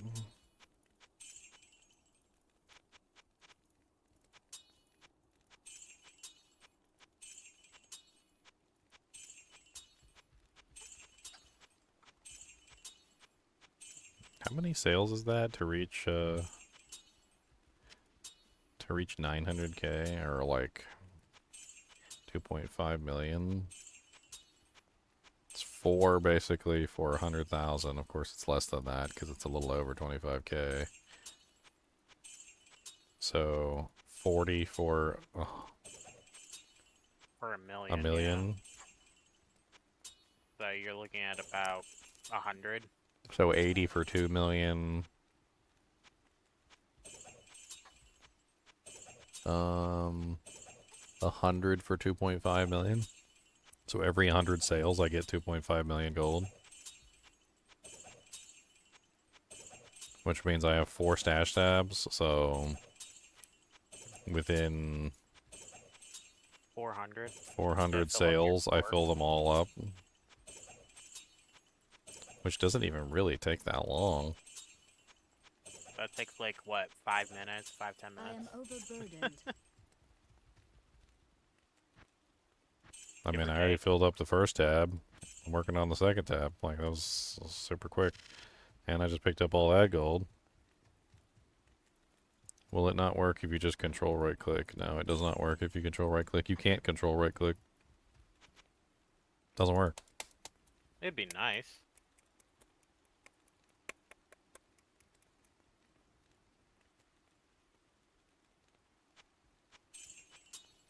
You can't sell the item from your hand. That's literally how this exploit works. Is the sell button allows you to sell the item from your hand. That's how that's the entire exploit. And you have to be wearing it to get the high sale price. If you don't wear it, then you don't get the high sale price.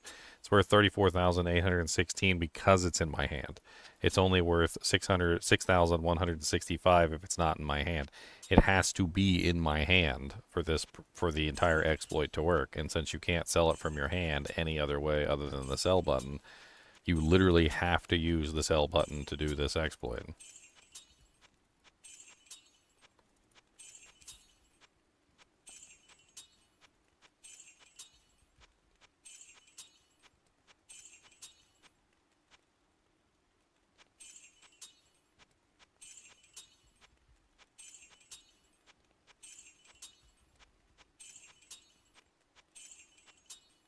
And then once we fill up, we put the edge bow on, we go over to whoever we want to do for gambling. If we go to Geed, I feel like we're just going to waste money because he's going to give us the lowest buyback price.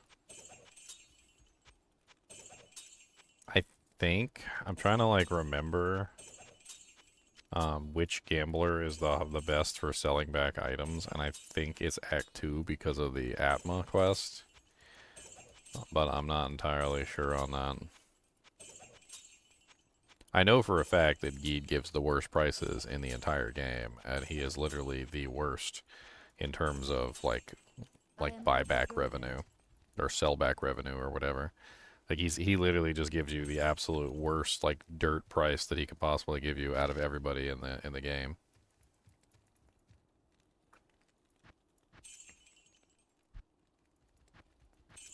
like take for instance this dagger that I'm currently selling, right? So I'm selling this dagger to Charcy, and Charcy is giving me, what is it, 34,816, and then I buy it back for 8,951, right? If I take this over to Geed and do the same thing, Geed gives me the same sale price, but if I buy it back from him, it's now 10,144. So, like, there's always a difference in the price with him. Like, he basically always rips you off in some way, shape, or form. And, like, I'm not sure if gambling with him is going to be worthwhile, because I'll have to sell the items back to the vendor. And then, I don't think it affects his, like, direct gambling price, but I know it affects, you know, like, when I'm selling items to him, he'll often give me a worse price. And then when I'm buying items from him, he gives me a worse price. So I don't know. Charcy has the best price in the game, by the way. So Charcy's the best value out of the every NPC. That's why I'm at Charcy right now. It'd be nice if, like for Geed himself, if you had a Geeds in your inventory, it actually did double the effect on him. I think it'd be more funny if it just didn't work on him at all. He'd be like, oh, you've got that thing. Oh, okay. He's like, I have one too, and they just cancel each other out. He goes, yeah, I sell these by the dozen. He's like, where'd you get yours? How much did you pay for it? Oh, you get ripped off. I would have given you one for a Ral rune.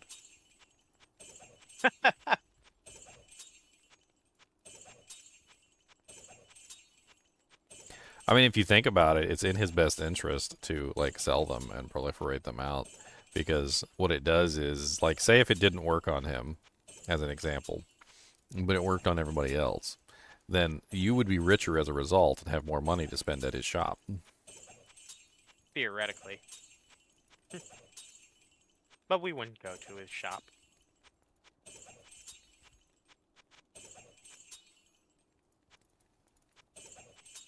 I can't carry anymore.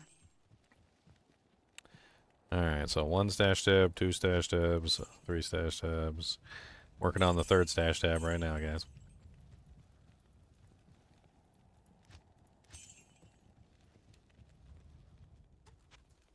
And then we gamble.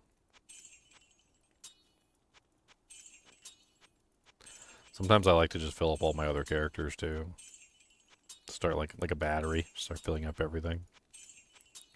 You get 2.5 million, and you get 2.5 million, and you get 2.5 million, and you get 2.5 million, and you get 2.5 million, and you get 2.5 million, and you get 2.5 million, and you get 2.5 million.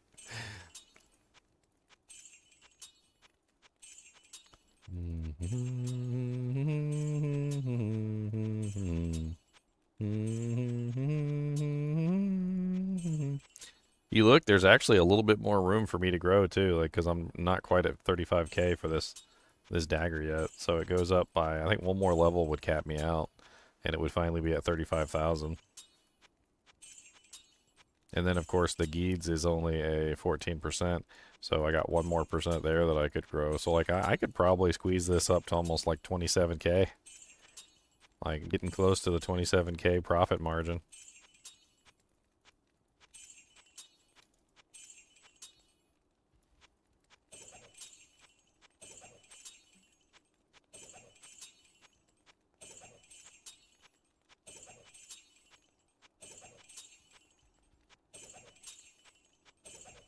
I'm kind of surprised Blizzard hasn't done something to address this by now.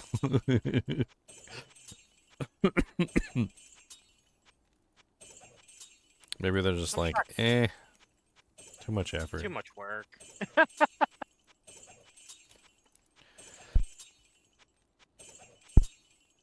Is it really hurting the game? No. I am overburdened. What's up, Randy? Is this online? Yes, it is online. 1 little 2 little 3 online, 4 little 5 little 6 online, 7 little 8 little 9 online. Early in the online. Selling dujinks to the shop, gonna make money back, it's hard. Get my money every time, Charcy's losing out. Honestly, the NPCs in this game rip you off so much and so often because of that 35k cap that it just like I don't feel bad, not even in the least. I do not feel bad.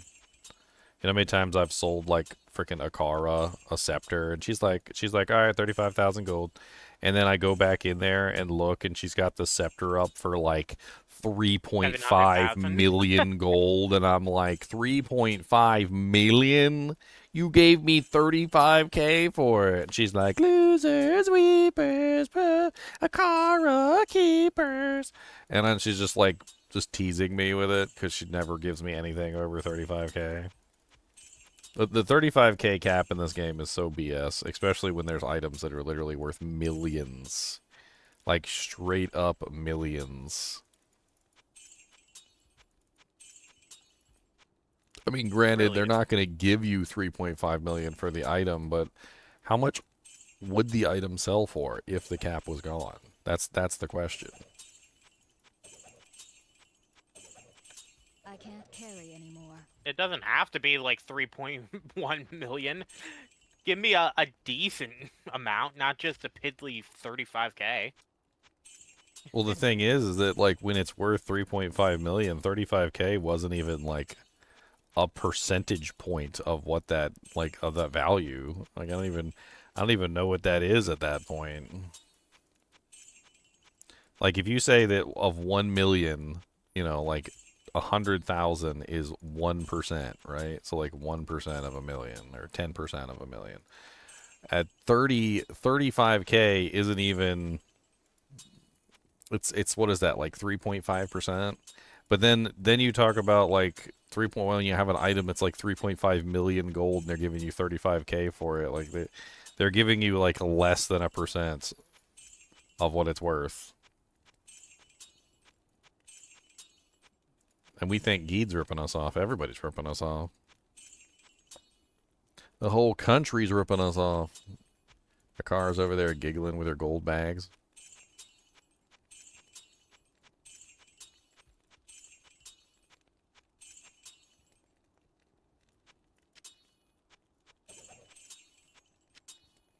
Dang, I'm messing up my I am combo. overburdened. Geed sending it all to foreign aid. Oh man, that joke's never gonna get old. It's never gonna get old. I wonder why the United States is $14 trillion in debt. Maybe it's because we're literally sending money to, like, freaking Israel to make, well, not Israel, to Afghanistan or whatever to make freaking, like, Muslim Sesame Street. Maybe that's why. Apparently, at some point or another, we just decided that we was bougie and we were just gonna waste our money.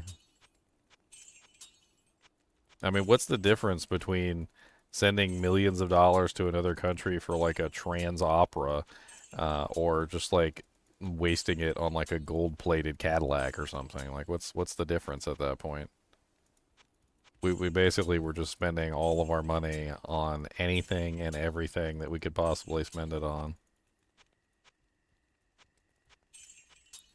At a certain point, I have to wonder if it's nothing more than transfer of wealth. If you think about it from a certain standpoint, like using an analogy, imagine that you have an island, and your island is the island of Hibbity Bibbity, okay? And on the Hibbity Bibbity island, you have exactly 1,000 gold coins, all right? And no matter what, there's always 1,000 gold coins. Like if anybody like makes a fake one, or more is minted, old ones are always destroyed, because you're trying to keep the amount of gold coins on your Hibbity Bibbity island at exactly 1,000 gold coins. Now imagine at some point or another, somebody comes from another island and sells a bunch of stuff to your nation. Well, they take your coins. Like 300 of your coins are now going with this guy. Does he have any intention of spending those coins on your island? No, he does not. He takes the coins and he brings them back to his island. And he spends them on his island. Now your entire island is short. You have 200 less coins than you had before. Now you're down to 800 gold coins on Hibbity Bibbity Island. And like at a certain point, like is that basically what's going on? Is the because you have to wonder if it's not just malicious in terms of like that they spent money on something that was not necessary, you know, like buying a gold-plated dog water bowl or something, like, you know, completely unnecessary purchase. But more so that is this just simply them trying to take wealth from the United States and transfer it to other countries? And in doing so, knowing that those countries are never going to spend a dime of that money that we sent back in the United States. It's just transfer of wealth at a certain point. And once you transfer the wealth, you don't get it back. It's gone. It's over there in the other country, and it stays over there in the other country.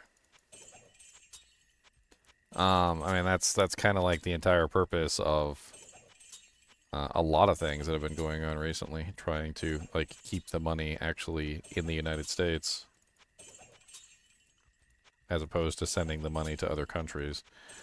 Whereas basically the more money we I send can't out, carry anymore. the the more money that we send out, I am the weaker and poorer the nation becomes, essentially. It's just this is how it works. I am overburdened. Alright, so we are full and it's time to gamble.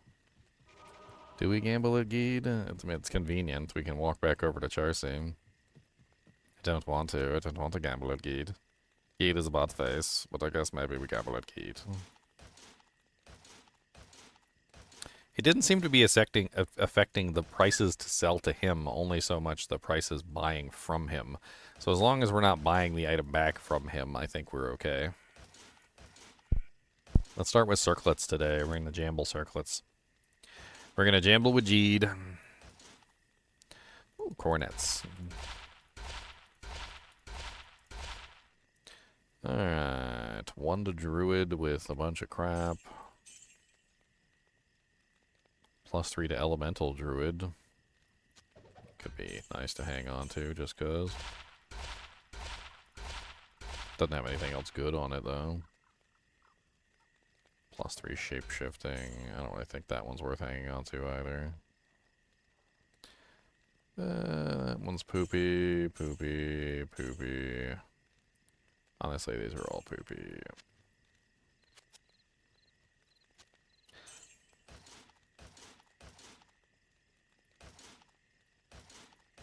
One little, 2 little, 3 little poopies, 4 little, 5 little, 6 little poopies. Almost thought I had a freaking Griffin's Eye there on the first couple gambles. I seen the diadem. I'll keep that diadem for re-rolling. It sucks. That'll be a re-roller diadem.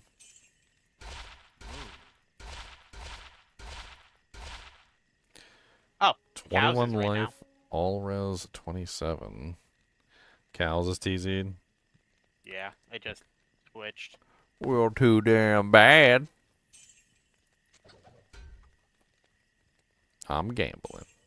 You gambling, rolling the dice. +2 Necromancer, 11 energy. All rest. Kira's is better than that, so yeah.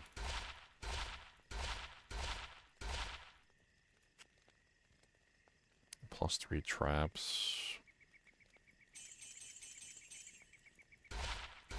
Boom, boom, boom, boom, boom, boom, boom, boom.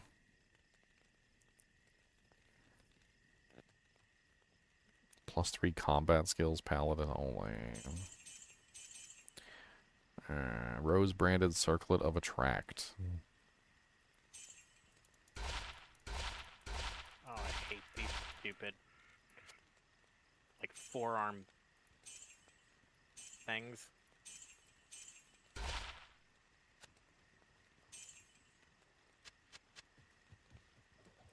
Boom, boom, boom, boom, boom, boom, boom, boom, boom, boom. Okay, so we got 1 for re-rolling. Also pick up some gold while I'm at it. That was a good 700k just sitting on the ground there.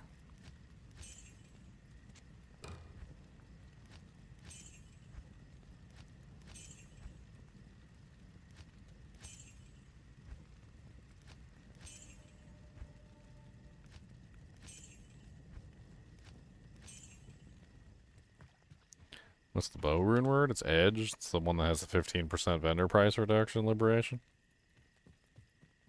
That brings the like amulets and the rings down to like 35k a ring, which is really nice. So like if you want to gamble rings, makes it like super cheap.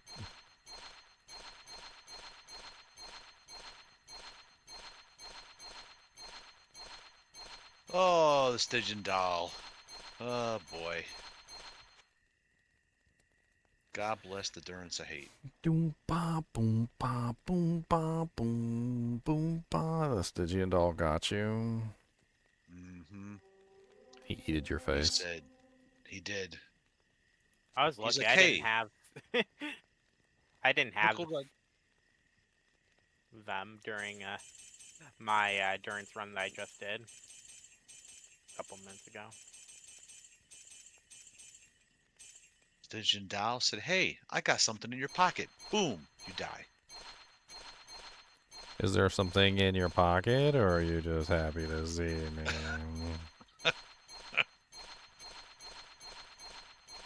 There is indeed something in my pocket. How did you know? Oh god.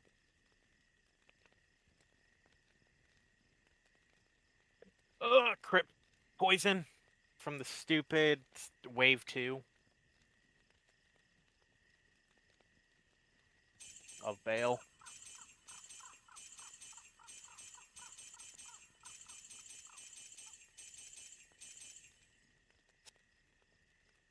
I mean, you would hardly need a bot for something like this. You guys are going way too far.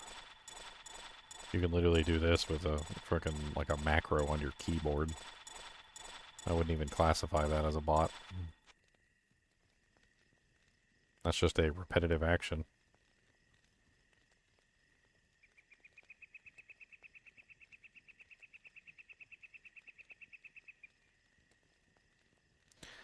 +2 Sork Plane, +3 Lightning Skills with 8% Mana Leech. Okay.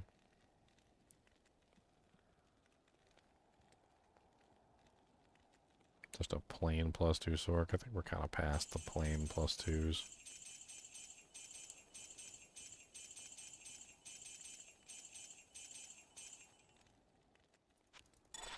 Bow, bow, bow, bow, bow, bow, bow, bow, bow, bow, bow, bow, bow, bow, bow, bow.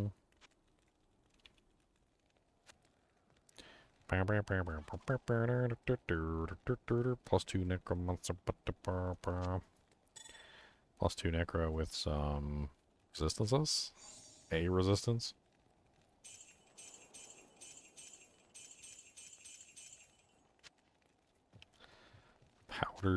Powered Amulet of the Vampire. That's kind of an interesting combination. Would be better if it was like Life Everlasting or something, though. It sounds like a cool name.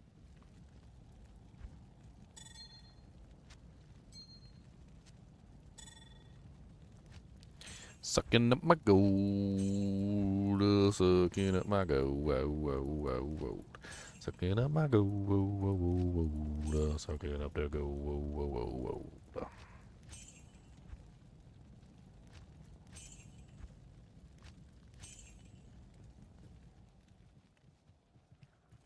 Gamble boots. I don't think I'm the right level for boot gambling.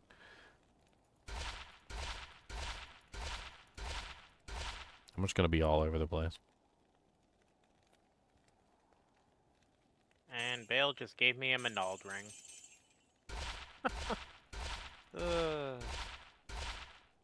Isn't that what you always wanted? +2 Necromancer, Mana Leech, and all resistances 10. That's kind of neat.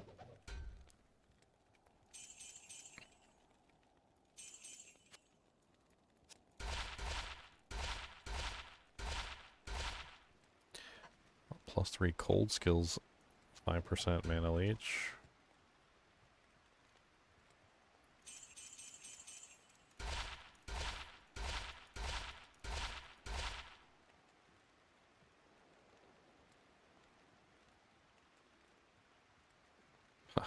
+2 Sorceress with life and mana based on character level.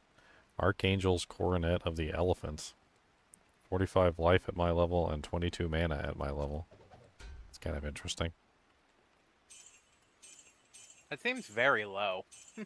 it's a based on character level, and it's both instead of just one or the other. Usually the both kind of has like a penalty to it. It's pretty normal.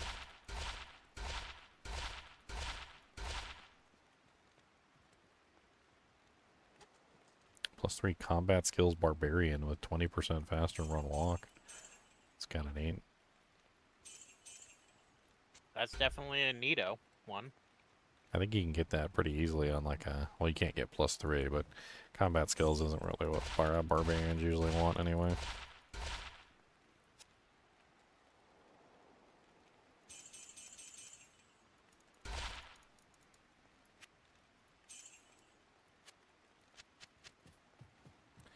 Wah wah wah wah wah wah wah wah wah wah wah.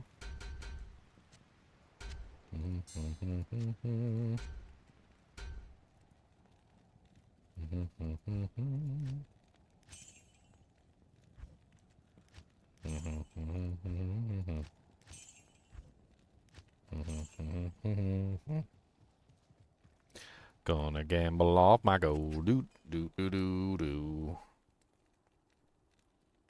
Rings, rings, rings. Look at all my beautiful rings. Gambling and gambling, gambling the rings.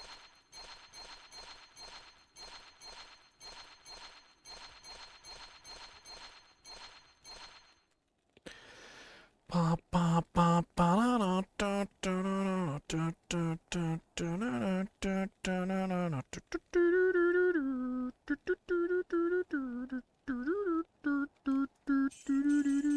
Bunch of poop.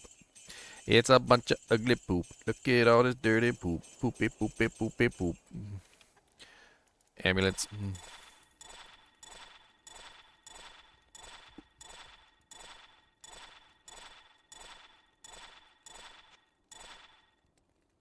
You do not have enough gold. +3 offensive auras.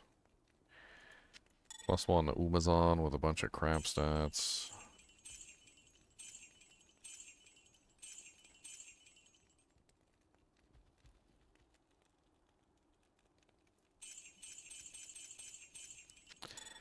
All res 10, 6 min, 1 offensive. That is terrible.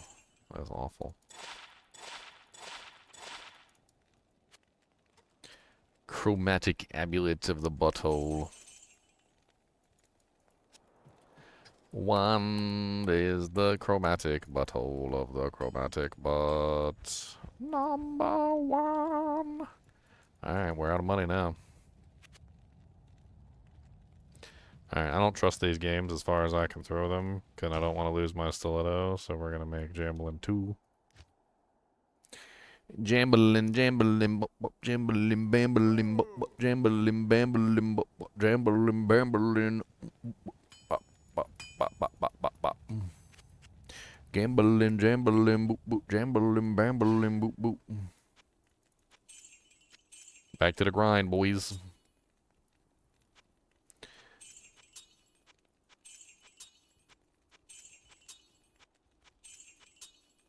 I wonder if I can calculate out exactly how many sales it would be to completely fill my inventory.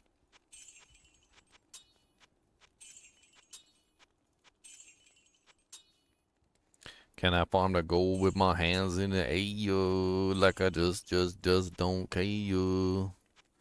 I mean, if I get my macro running.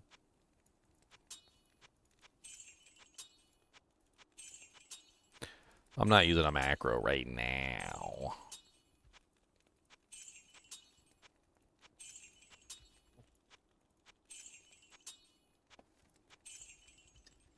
This is pretty slow, actually. Oh, I got messages from that guy, probably. I wasn't even paying attention.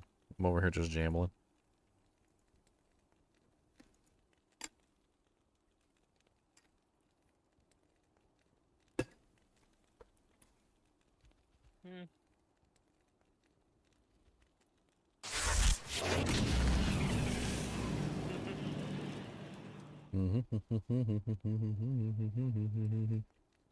Wom, wom, wom, wom, wom.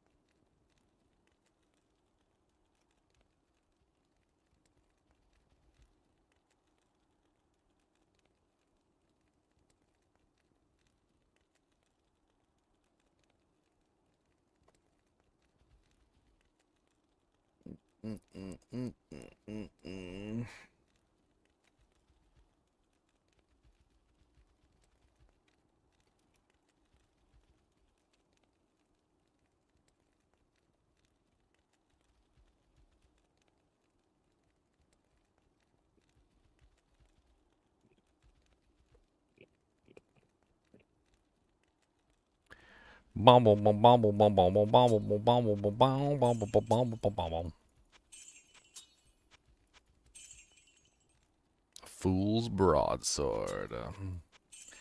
I gotta get into a rhythm here, otherwise this is gonna take forever. Coming down to the rhythm of the mambo, gonna get the rhythm of the combo, gonna get down and do that lombo, boom, boom, boom, boom, boom, boom, boom, boom, boom, boom, boom. Boom, boom, boom, boom, boom.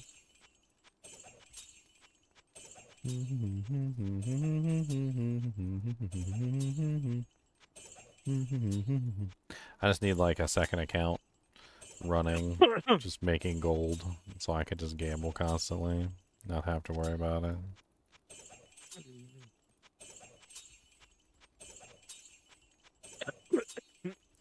I get into a rhythm, I can go pretty fast. If I don't get into a rhythm, well, it's pretty dirt slow. The amount you get back per sale, though, is so good. That's efficiency for you. That's why I tell people all the time, like, getting your grinding weapon, like, just a crappy one that works, is a good way to make money, but, like, once you have your your bad grinding weapon, you want to find a good one, and then, like, get maximum efficiency. Because then you can really pump out the gold. And I think the entire, like, everything about this is pretty much just efficiency. Like, you're trying to go as fast as you can. It even comes down to, like, apparently double-clicking is faster than right-clicking on the item because it switches hands. Like, I can, if I sell the item and then right-click, it's slower than if I just sell the item and double-click because I'm already in the action of double-clicking for the first one. So it's double-click, double-click, as opposed to double-click, right-click. And for some reason, the double-click is just ever so slightly faster. You wouldn't think it would be, but it is.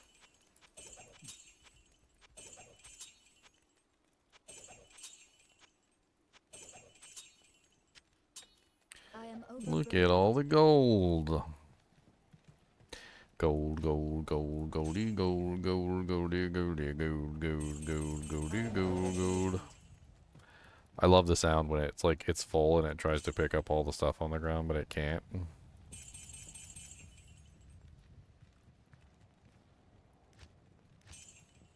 And that was already 2.5 million right there, pretty much. 2.3 something. Pretty close. So 1, 2, 3, 4. That's 100,000. 5, 6, 7, 8. That's 200,000. 9, 10, 11, 12. That's 300,000. See how quick that goes up? I mean, like, I'm already at like 400,000 pretty much. Like within seconds. So what does that take me? No time whatsoever.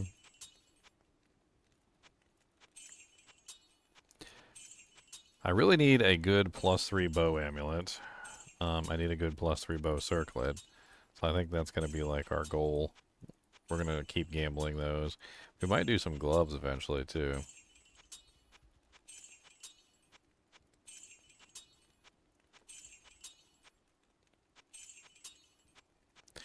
Gloves, gloves, gloves, bows and gloves on a circlet, oh yeah.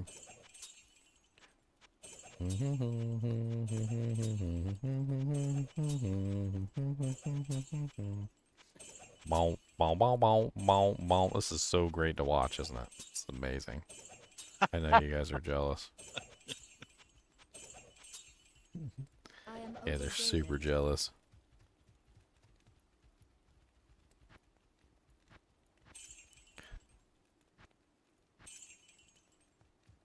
What's up, Jesse? How's it going? Oh, I forgot I put my hat on for, such a comfy hat. I put my hat on for, because it was raining and I didn't want to get wet. And I totally forgot I had my hat on. This is my GGM hat from my shop. It's really cool. It's embroidered. It's got the little chinchilla holding a heart on the back. See? I don't often wear hats indoors though, so you don't normally see me wearing this. There you But go. it's pretty nice. So the flex fits. I like the flex fits. Flex fit's way better than the regular crappy fit.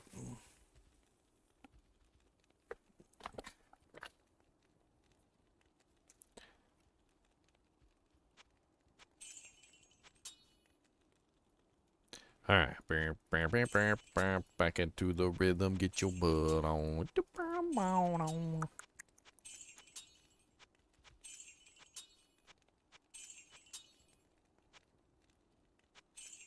Am I missing Monster Hunter Wilds? It was a fun diversion. I played it. I had fun with it. I moved on.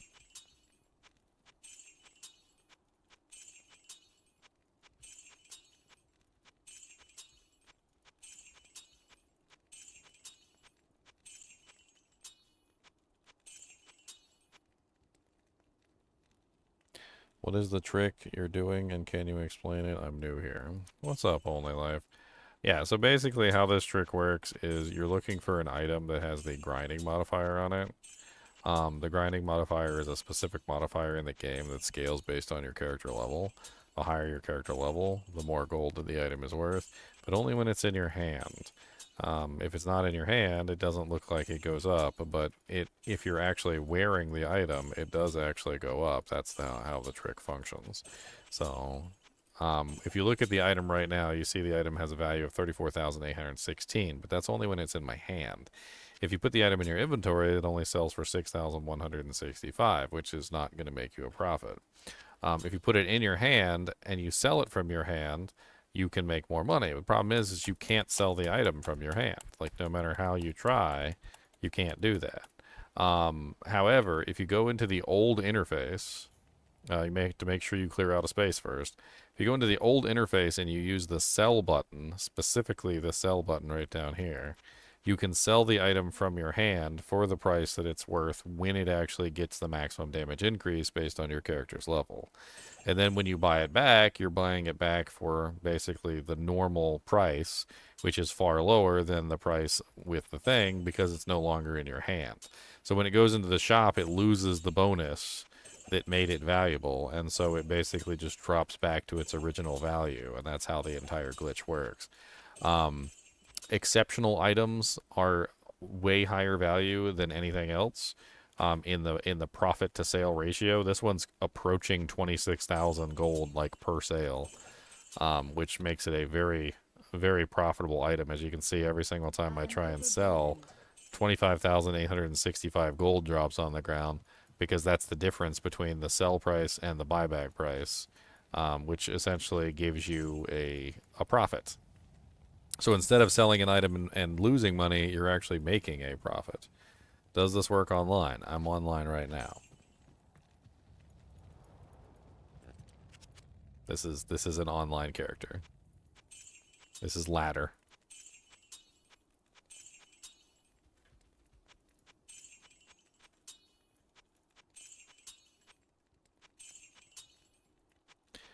Womp womp wah.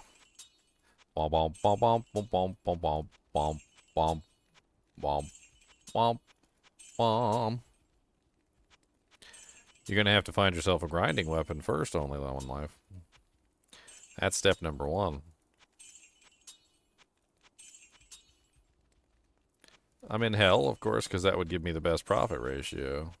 Because you can sell for 35,000 gold in hell difficulty. You can only sell for 30,000 gold in nightmare difficulty. And you can only sell for, what is it, 20,000 gold or 25,000 gold in normal difficulty? I can't remember. So, like, why would I want to be in any other difficulty other than hell if I'm trying to make maximum profit ratio?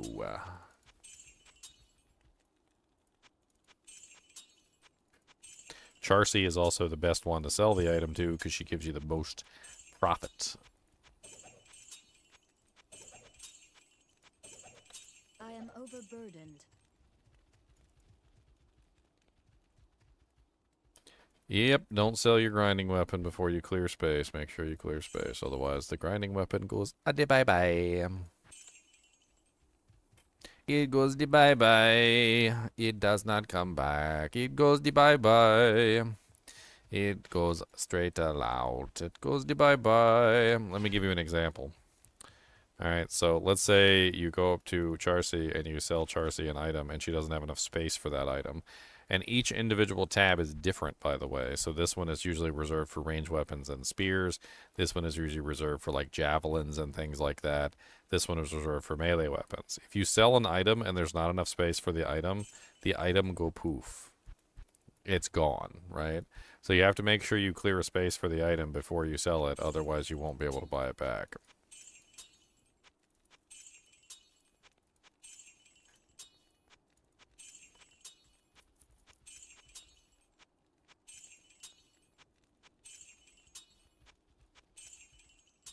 I don't know why the right click, there's like a delay. Like whenever I do the right click, there's like this delay on the right click. That's why I was telling you guys it's faster just to like click, click.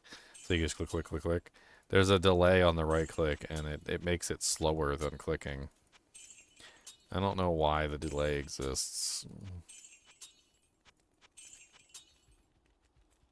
Can you buy the scaling weapon at Charcy? So you can buy grinding weapons, but finding a grinding weapon is not the only part of the challenge. You have to find a grinding weapon which is an exceptional base. And yes, you can buy those, but they're kind of rare. You want to be looking for them constantly. Depending on which one you get, you're going to get either a worse or better profit ratio. It depends on what you're doing. So like, I have a grinding rune sword in my stash, which is not as good as this one. This one gives me like nearly 26,000 gold per sale, which is really nice. Whereas some of the other ones are only like 20 or 8k or like 18k per sale, which is much less efficient. In this particular case, I can fill up a stash tab like within... Nah, it doesn't even take that long for one stash tab. Filling up all 4 stash tabs does take a little while, but...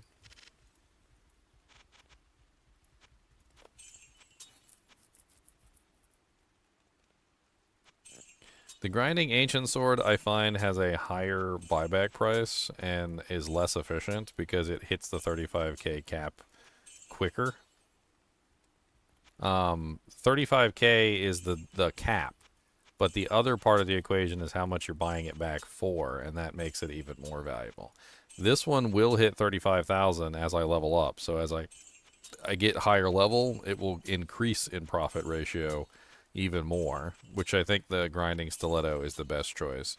The grinding ancient sword does seem to be a pretty good choice if you're low level, like if you're not a high level character, because it hits the 35k cap sooner, whereas the stiletto takes a little bit longer. It's a little bit of a slow burner, but once it does hit its 35k cap, it has a much higher ratio. They're both, neither one of them is terrible, like having either one of them is good, but I do think the stiletto is better overall.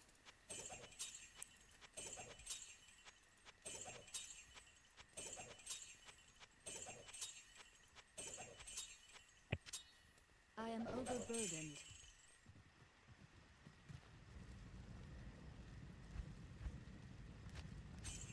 And we got like one more to fill up.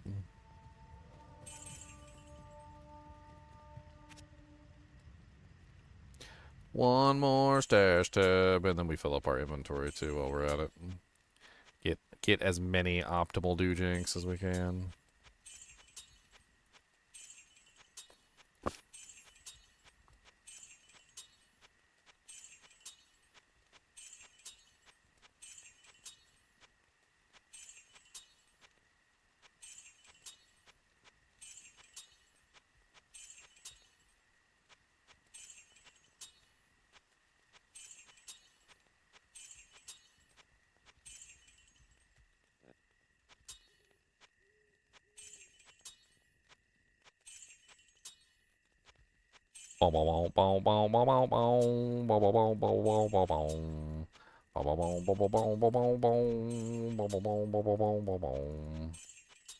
I'm messing up my rhythm and I don't think it's good.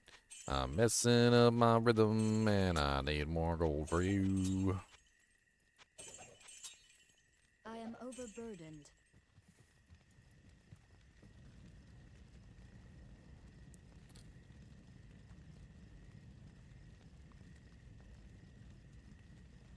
What level is your character, Maniac BG?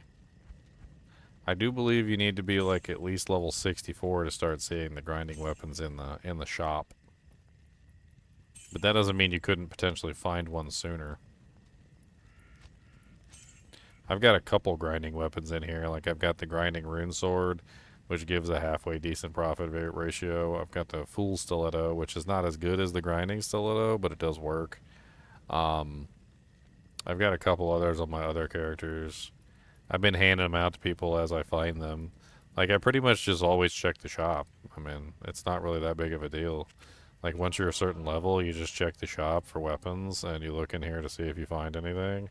And if you find a grinding exceptional item, it does need to be exceptional, then you purchase it and just hang on to it for your friends for later. Like, it's just take a look and see what you can find.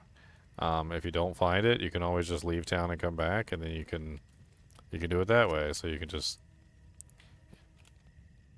shop for them. You can also gamble them as well. So once you have like a halfway decent grinding weapon, you can start gambling specific bases, and you can see if you can get your grinding weapons that way. Like I could go over to the gamble vendor right now and gamble blades, or gamble like say swords, like ancient swords, and try and get like an ancient sword, grinding ancient sword. That's an option.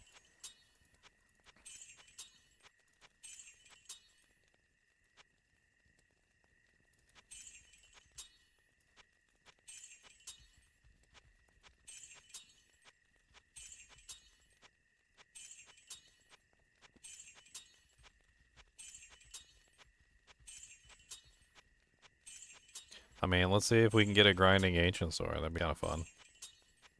We can spend a little bit of money gambling some ancient swords and see if we get a grinding one. And we'll compare it to the stiletto, and we'll see like which one has a better profit ratio for me. Oops. Almost sold the wrong Jank there. Look at that. I'm getting sell happy.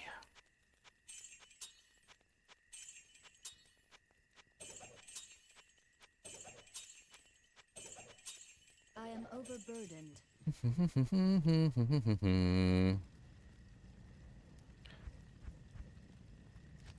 What are we at? 1.8?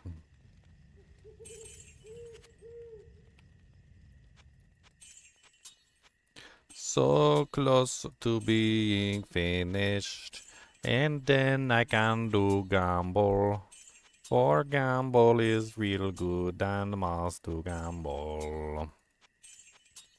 Hyper efficient stiletto of amazingness. Hyper efficient stiletto of selling for gold. Charcy doesn't know what's going on, she's just giving me every gold. But that's what we're going to do, we're gambling the mold. This is clearly a feature for real OGs.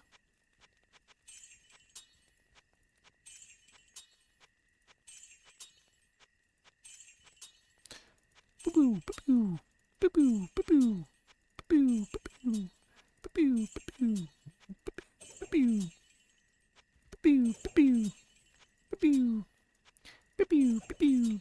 I can't carry anymore. Alright, are we filled up on the last one? We are indeed. So that gives us a full inventory, and we just need to fill up our personal inventory, and then we are set.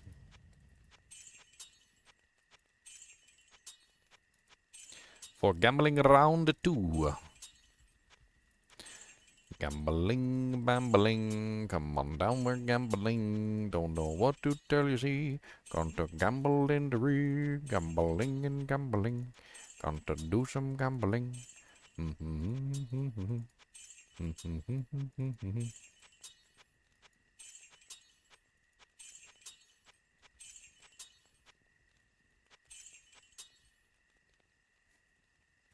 What? Fulfill gambling addictions.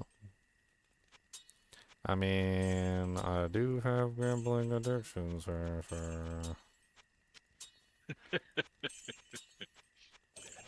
Hey, it's better this kind of gambling addiction than the other kinds of gambling addiction. Alright, let's be honest. Alright, now we make a pile of gold on the ground for easy access later, so we can get even more gold.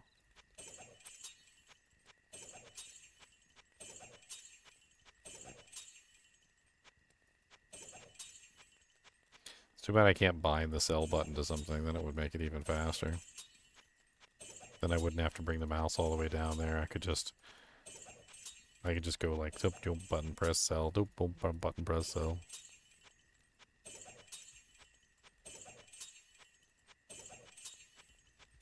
Oh man, I gotta go get something to eat. I'll be back in about 45 minutes. Good luck in gambling.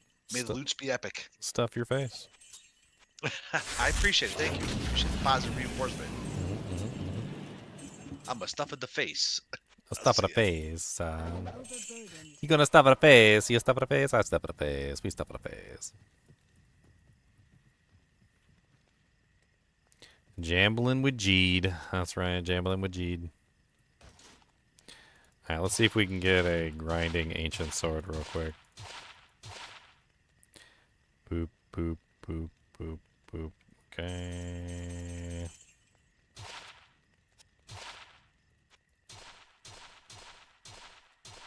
It's faster to gamble like this. So there's a Fool's War Sword. That is not what we're looking for.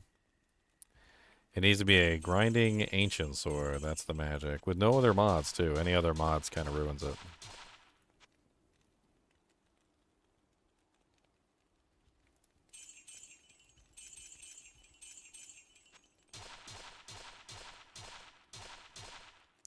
Having a backup grinding weapon is always nice, too. So, like, it's definitely not a waste. There are ways that your grinding weapon can get taken from you. So if you do have, like, an optimal grinding weapon, like, having a second optimal grinding weapon isn't going to hurt you. It's not like it's a waste.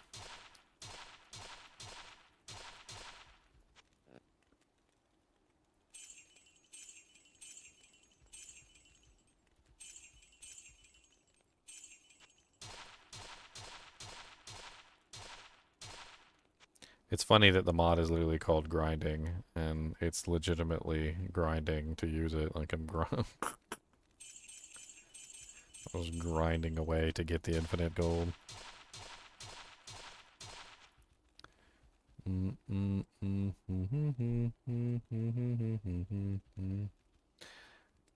It needs to be max damage based on character level, not just max damage. So it needs to be a mod that changes based on your character's level.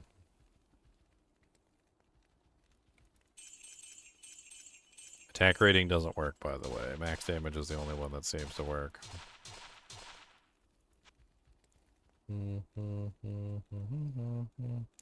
There's a Fool's Ancient Sword of the Lamprey, which could potentially work, but I don't think it has the right optimal sale value.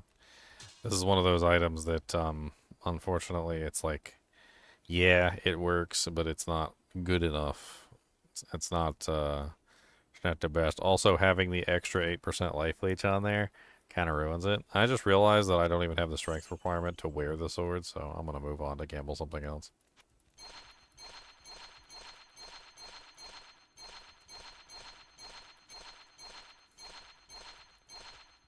Yeah, grinding is actually the name of the modifier. That's the name of the modifier itself. The modifier is called the grinding mod.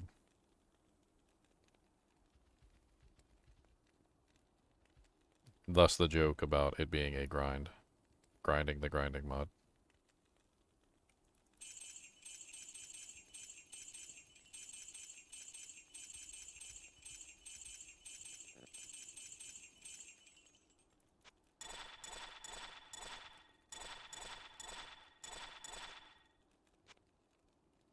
Grinding the grinding, grinding mod, grinding the grind, grinding the grind. Yeah, it's right here, see? Grinding stiletto. It's literally called a grinding stiletto.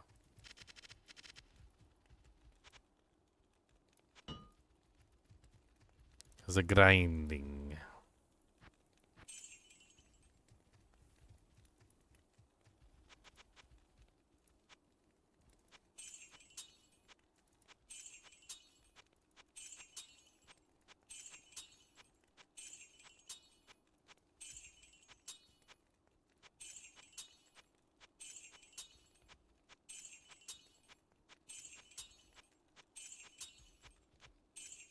Let's do some more circlets. Do some more diadems. Try and get some diadems in. That'd be great.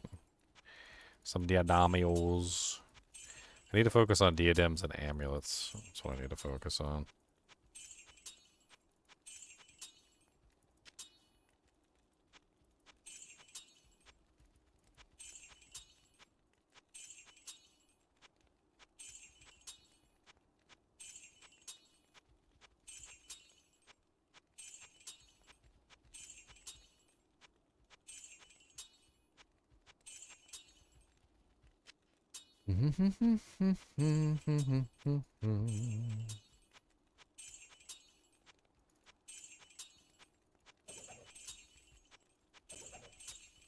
I am overburdened.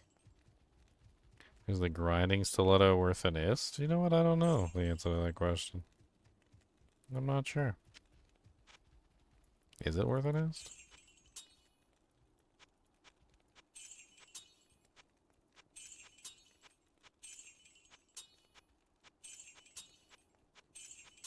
That'd be a neat way to farm ists. Just start selling grinding stilettos.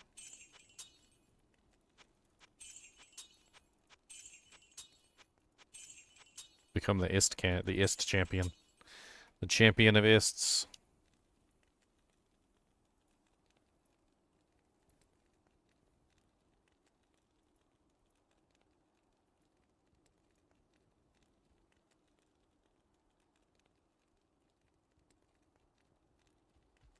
Two jaw, one burr, and an omerd.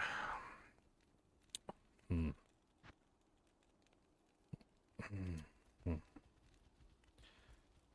I really don't want to trade the item, but, you know. I do want to get the runes to, like, start making some items for the kinship.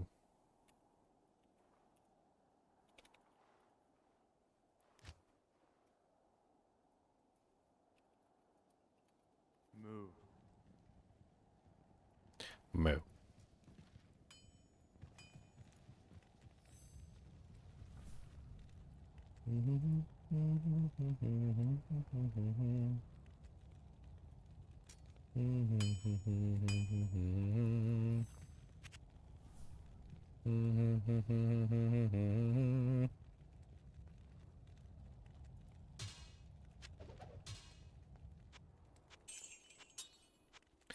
Waiting for this guy. Man, my tummy's rumbly. I'm hungry.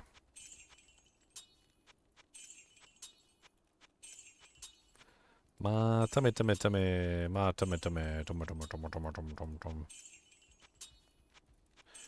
My girlfriend fried up some, or baked up some baked potatoes and then put them in the freezer. And she was like, "What do you think if I fry the baked potatoes?" And I'm like, yes, please."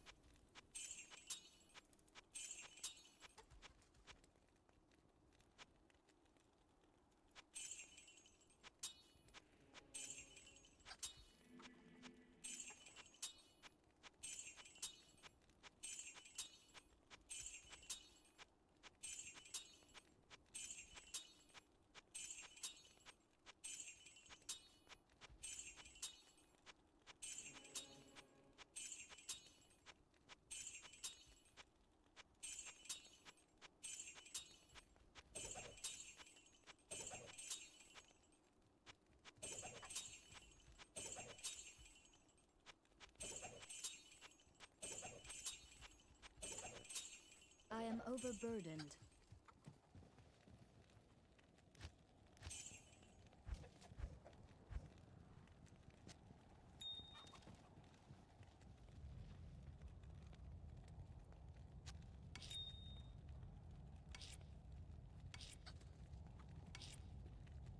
Jaw jobber om. Thank you.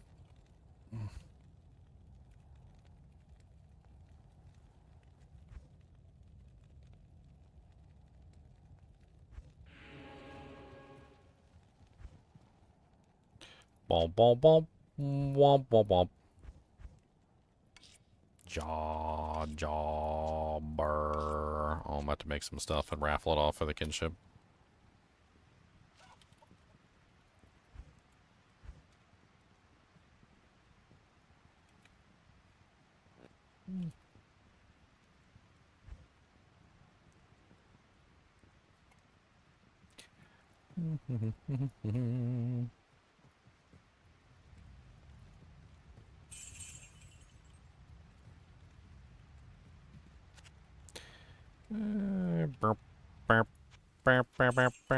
Manufacturing gold for the gambling, so we can get some gambling. And we're gonna gamble, gamble, gamble.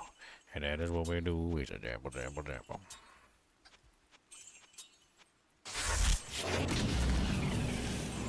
Jambalin, oh jambalin, we gonna jamble, lambalin, with a jambalin, jambalin.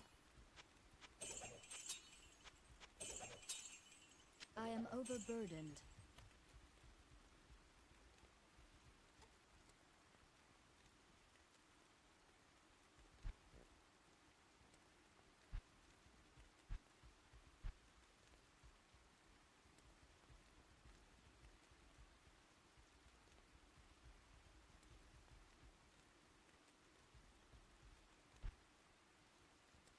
Alright.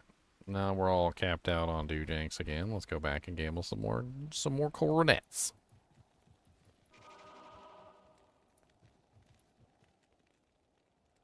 Is this the site you want for tracking trophy items? I'm not really sure.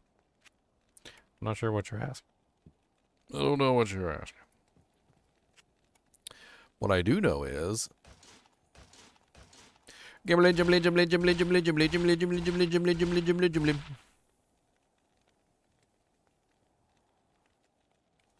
Jambalene, jambalene. Gonna do some of that jambalene. We're gonna jambalene, jambalene.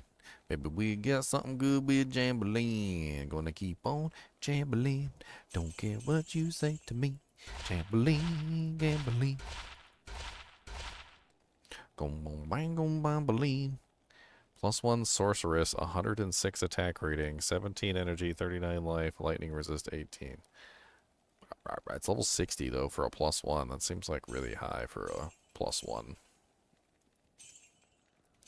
+1 necro with 30% faster run walk. Other than the run walk, it really doesn't have anything else good on it. Maybe if it was +2 with 30% faster run walk, that would be good.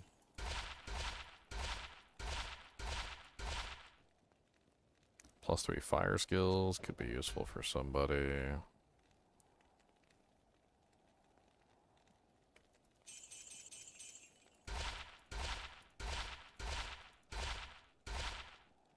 Bom bom bom bom. +3 elemental skills druid with 25% magic find. Wow, that's kind of nice. That's worth hanging on to.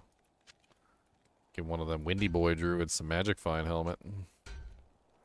Heck, if you socketed that, got 2 sockets in it, and you threw 2 perfect topazes in it, that would be a +3 elemental skills 75% magic find. That's kind of sick, actually.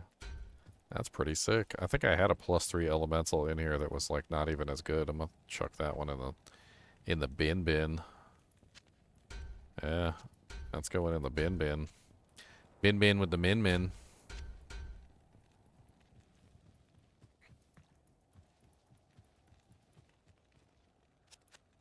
Bin with the min. Min with the bin. Anyway, back to jambalin, gonna be jambalin, gonna be jambalin. Poopy. Jambalin, bambalin, gonna be gambling, jambalin, gonna be jambalin. Poopy. Jambalin, bambalin, gonna be jambalin. Poopy. Alright, more money. More gold.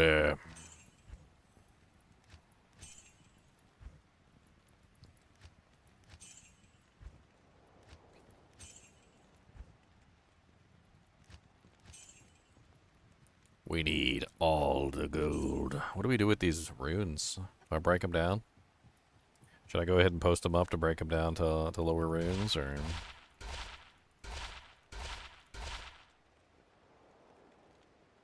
+2 cold skills.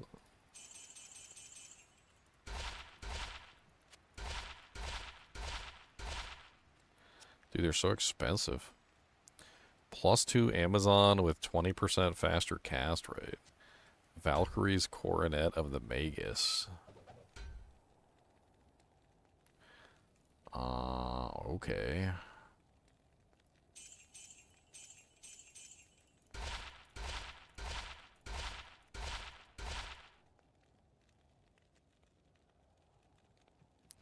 Jambalin bambalin gonna be jambalin bambalin.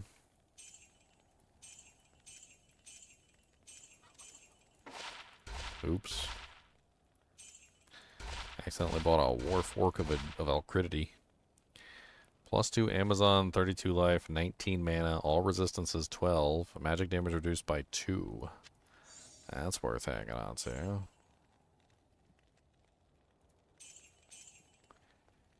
+2 Necromancer with the 25% lightning res and 6% life leech. Let's go put these in the stash for right now. I'm probably going to have a big old game where I'll do a swappy and everybody can like sort through the items and grab whatever they want. I'm really hoping to find a good bow and crossbow one.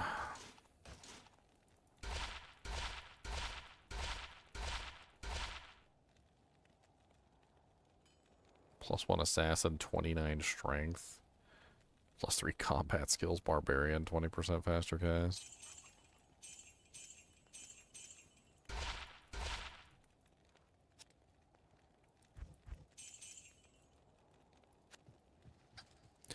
Am I in EU or Americas? I'm in the Americas. Because I am a United States of American person. Nijij. I live in Virginia. Little tip for you guys. Like, if you ever talk to somebody and they tell you they're from the USA, they're probably not from the USA. Nobody in the United States tells you they're from the USA. If you ask somebody where they're from in the United States, they almost always invariably give you the name of a state or the name of a city. They never give you the name of the country. We don't tell people we're from the United States. We tell people we're from Virginia or Maryland or Florida or whatever, right? So like it's a little tip for you guys. Like if somebody tells you they're from the United States, then they're probably not from the United States.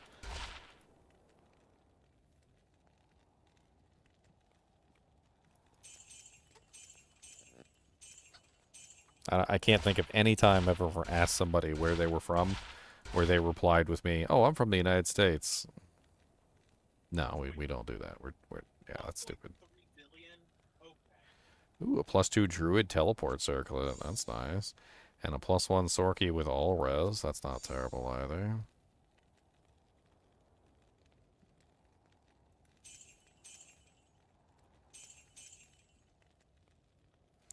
You were thinking about moving to Virginia? I mean, there's nothing wrong with the state.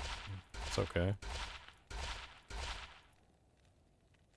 I think the main thing I would say about Virginia is the weather here is just all over the place, so be prepared to have, like, multiple different, like, attires of clothing that you're gonna wear, because, like, one day will be, like, freezing to the point where your nipples fall off, like, literally break and fall off, and then the next day, for some reason or another, it will be so hot that you have to wear shorts and, like, a frickin' t-shirt. And then, like, midday on the day that's hot, it will suddenly, like, drop in temperature to the point where you need a jacket. That doesn't even make any sense. At which point you basically need, like, a wardrobe for, like, every scenario.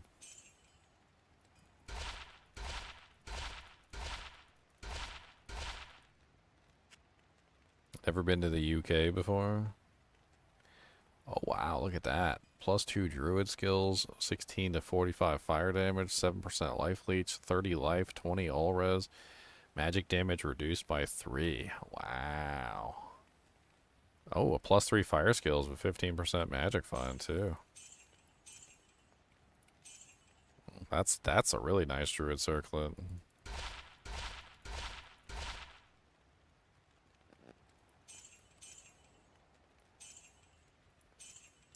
Huh.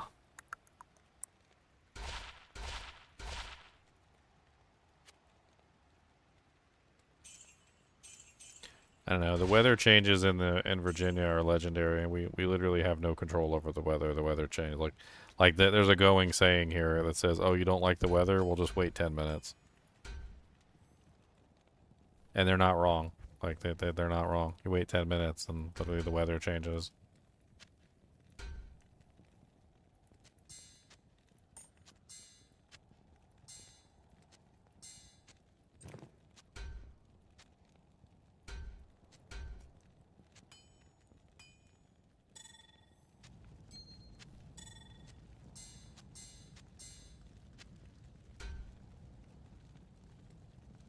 There's actually a picture of like Virginia, and it's like, hold on, let me see if I can find it.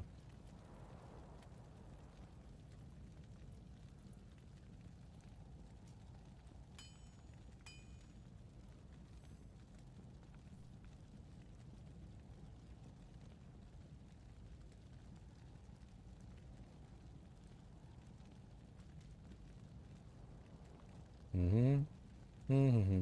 Mm-hmm.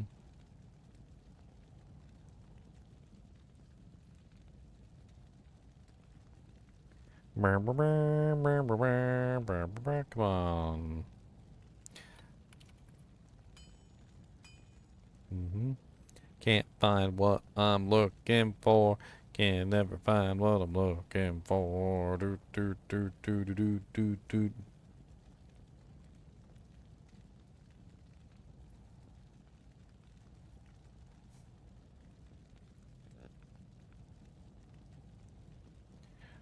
Womp, womp, womp, womp. Yeah, here's one right there for you. There you go. Weather in the United States: Arizona, hot. Wisconsin, chilly. Washington, rainy. Nebraska, windy. Weather in Virginia, Thursday, hot, chilly, rainy, and windy, all in the same day.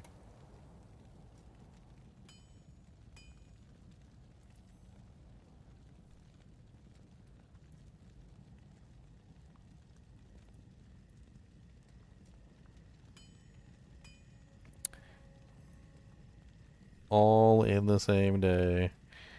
Weather in Virginia be like blazing 100 on Monday, snowing 32 on Tuesday, California weather 70 on Wednesday, -9 on Thursday, another wet Friday 55, Saturday 120 degrees, Sunday acid rain. Like it doesn't like if you're moving to Virginia, I just want you to know like this is what you're going to experience. Like we have no control over the weather here. Apparently there's a toddler at the controls of the weather machine. I don't know what he's doing. He keeps just pressing buttons, and we just have to live with whatever choices he makes for that particular day. Like, it'll be 120 at some point. Like, I've legit had this happen before, where literally it's like 120 degrees in the summer, and all of a sudden a storm comes through.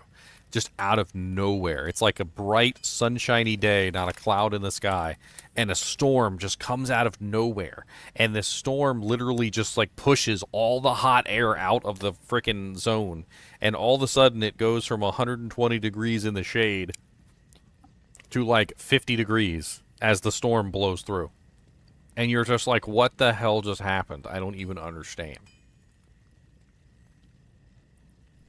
Like Dorothy in the Wizard of Oz like level like freaking storm just like comes out of nowhere, and you're just like, what where did that even come from?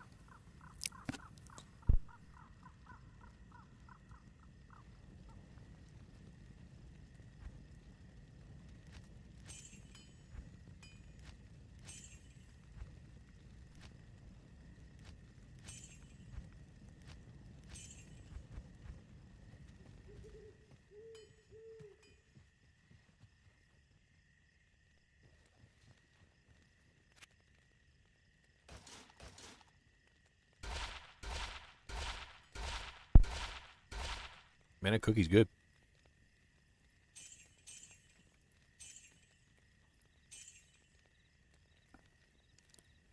Chromatic Coronet of Nirvana. 1 to 100 lightning damage. Huh.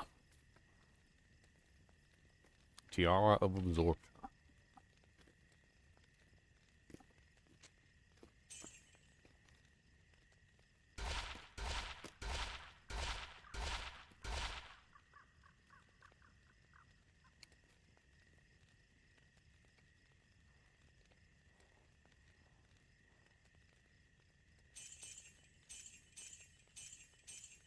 One of my weirdest ever encounters with weather in Virginia was the day that we had pouring down rain in sunlight. I still to this day don't even understand how the hell it happened. Like, I looked outside and the sun was blazing. I mean, absolutely blazing. Like, it was the most sunny day that you'd ever seen in your life. Nothing changed, but it started pouring down raining. And I'm like, how is it raining with the sun out? I don't understand what the hell's going on here. It's like the sun is just blazing in the sky. That is a really nice coronet.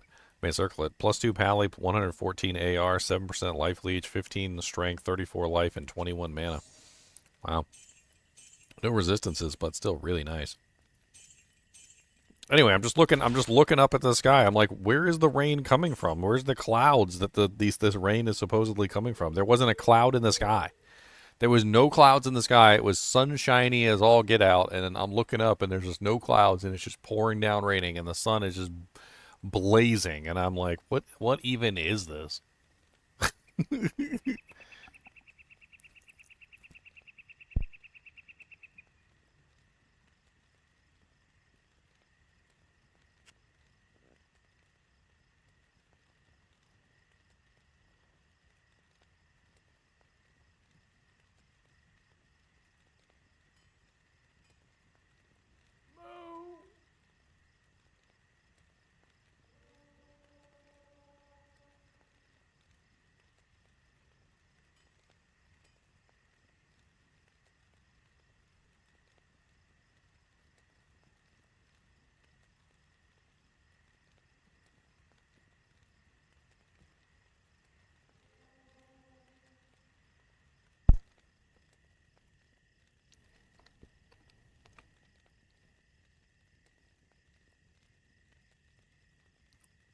All right, I'm out of money again.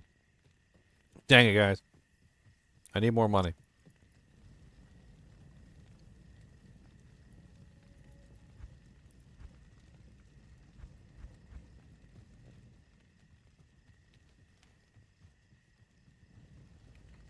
We get false winter. False winter is totally a thing here in Virginia. Like, we get false winter, and then we get winter, and then we get false summer, and then summer. Like, we get the pretend summer. They try and trick us. They're like, yeah, winter's here, yeah. And then you get all your, like, winter gear out, and then you go outside, and it's, like, hot as crap, and you're like, yeah, that was just fake winter. Like, that was false winter. That was not real winter. Hey, everybody. What's up?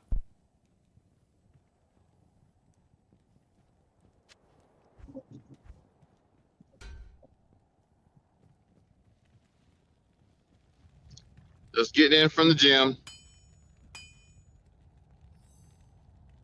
You going to the gym? I'm at the gym no, too. you just I'm at getting- Pepperidge. I'm at the you just Pepperidge getting- Farm gym. Okay. I got them. I thought about the Girl Scouts gym, but I got talked out of that. Ah.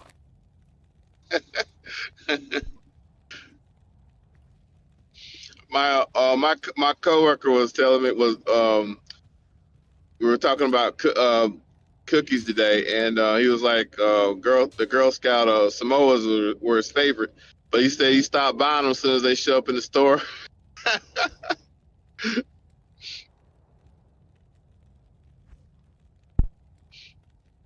Probably for the best anyway. Yeah.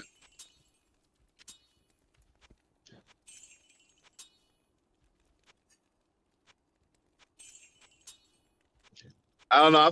I still think the original Girl Scout cookies taste better than the Samoas you buy at the store. Mm-hmm.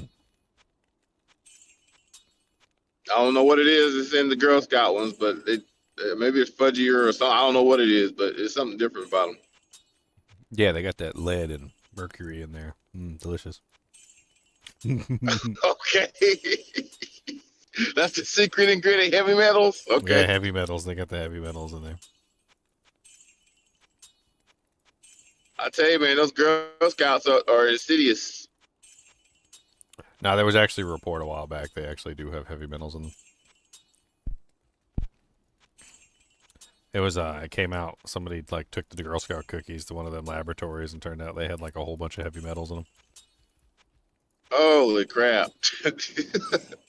I never heard of that story. Wow, Yeah, I have to look that up. there's like a peer-reviewed paper on it. Like, they took them to the, some laboratory and they tested them all. Turned out that some of the cookies had, like, well above safety, like, guidelines. Oh, God. Some of them were even worse than others. Man, we can't have anything good anymore. Well, it turns out the Girl Scout cookies weren't being FDA reviewed. They were, like, bypassing the FDA or whatever. And so they were never... Oh, dude, are you serious? Oh, wow. And so they were never actually getting tested or something because they weren't getting sold in stores or something. There was some, like, bypassing of the regulation, which is why they were being sold in the way that they were being sold or something. Okay, we were talking about that too, because it was like, like I thought I read something or heard something years ago about like they were fighting to keep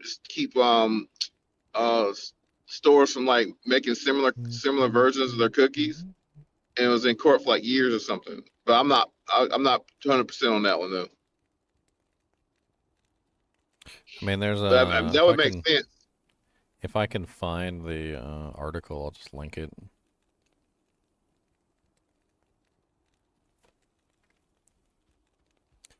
Is this the peer-reviewed journal? Yeah, this is the shcn.health. And it has the... Okay, here we go. So all tested samples, 100%, contain detectable levels of glyphosate with concentrations ranging from 13.57 in the peanut butter patties to 111.07 in the Thin Mints, reportedly 334% times higher than recommended safety thresholds, according to Purdue University research. Heavy metal contamination was present in 88% of samples, with testing revealing the presence of aluminum, arsenic, cadmium, lead, and mercury. Notably, 76% of samples exceeded EPA water safety limits for cadmium by 5 ppb. Lead contamination was detected in 96% of samples, with peanut butter patties showing the highest concentrations at 42.5 ppb for lead and 27.5 ppm, 27,500 ppb for aluminum. The study examined products from both major manufacturers, ABC Bakers and Little Brownie Bakers, across the 3 states, California, Iowa, and Louisiana, suggested widespread distribution of contaminated products. The researchers estimated that the Girl Scouts' annual wheat flour purchasing power, 16 million, could influence agricultural practices if redirected toward organic or regenerative farming methods. Here, I'll link the article for you guys. So they were sourcing their peanuts and crap from toxic waste dumps or nearabouts. I mean, they're basically saying that, you know, like, it's not that big of a deal. Like, the amount of lead and stuff in them is fine or something. I think there was actually like an official thing on it, but it's a lot. It is a lot higher than what is like allowed in like by safety food standards. Like, it's way higher. Yeah. I mean, cadmium is not like, well, never mind. Maybe some. Okay, I ain't gonna go into that one, but yeah. Apparently, certain cookies were even worse than others. Like, some of them had way higher levels than other cookies. Like the Thin Mints, apparently, like on the chart there, had like exceedingly higher value of specific heavy metals than others. But see, that's the thing is that like you don't eat just like one cookie. Like people eat like a whole box of them things at a Whole time. boxes and Yeah. boxes of cookies. Like 5 or 6 boxes of them. Put them in the. I like to put the Samoas in the freezer, and I would eat them that way. But I don't think I'm gonna buy Yeah. the Girl Scout cookies anymore. Okay. So we should get the Walmart ones that were imported from China.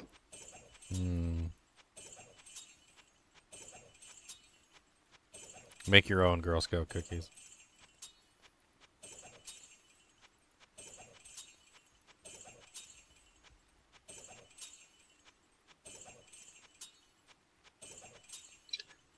I think you're about to start a revolution there, sir. If you go tell people to stop getting Girl Scout cookies.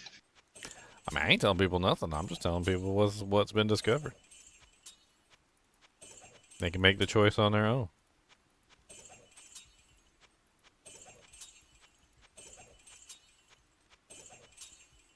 You should use an auto clicker. I probably should use an auto clicker.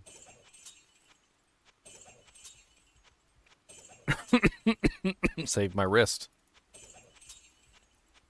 from tiny minutia of movements.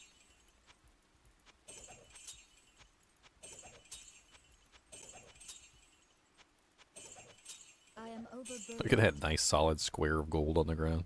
It's beautiful. Overburdened.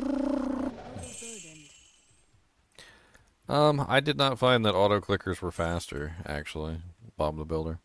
Maybe more efficient because they don't take breaks, but not faster. There's some sort of like internal like issue inside of Diablo 2 that prevents you from going too fast. I tried to edit like an auto clicker to get it to go quicker, and basically what I determined is that there's some sort of like built-in delays in the way that Diablo 2 functions to prevent exactly that. Like you can't just purchase things like super quickly. If you do, the game starts to spaz out, or buy things super quickly. It doesn't really work. And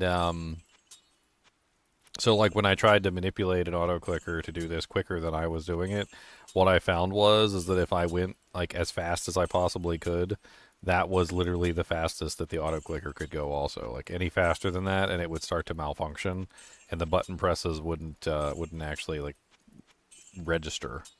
So the game has some sort of like delay timer involved to prevent you from going faster.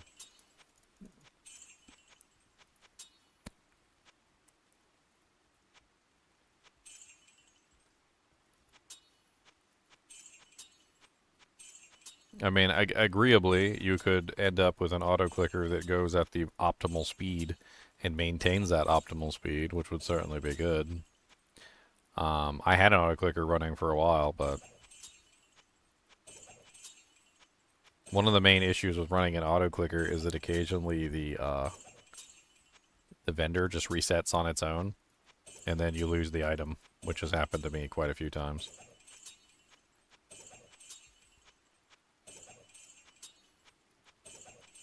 And arguably, if you lose your high efficiency item because the auto clicker sells your item to the NPC when the NPC resets, then unfortunately all the efficiency that you gained from the auto clicker just disappears. Because so too does your item that allows you to sell the gold for ridiculous value.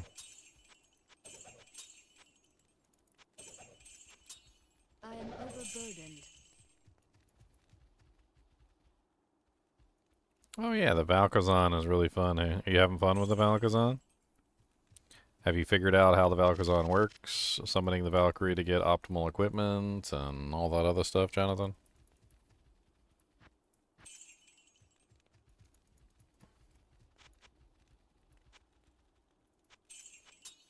Good, good.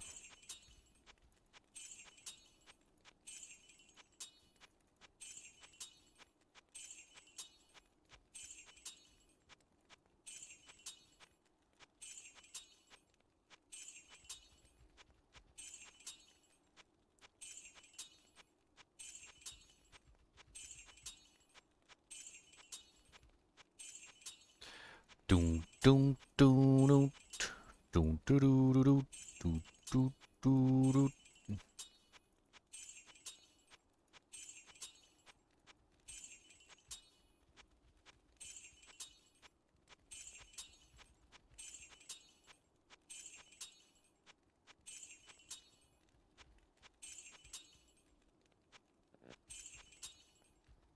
Haven't gotten to 30 yet, and unsurprisingly it works. Just don't have to worry about mana drain like sorceresses. Yeah, I mean Valkyrie is definitely works. There's nothing wrong with the Valkyrie.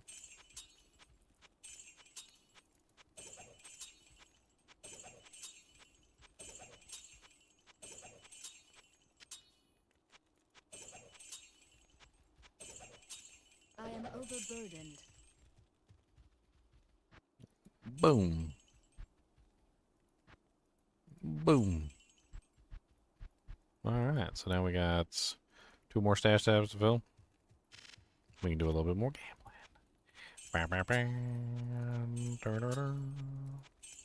I could actually just count them. I'd know exactly how many sales I need.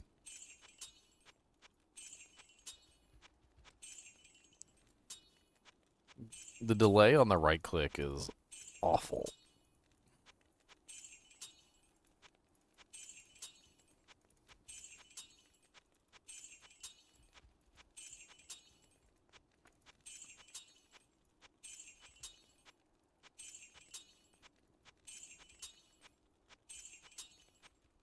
Jamboline, jamboline. Gonna do some jamboline, jambalone, jambaloon. Gonna get some jamboon.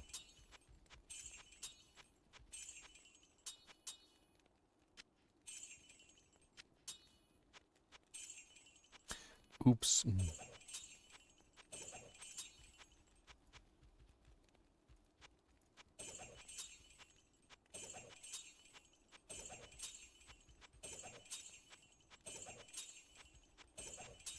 I am overburdened.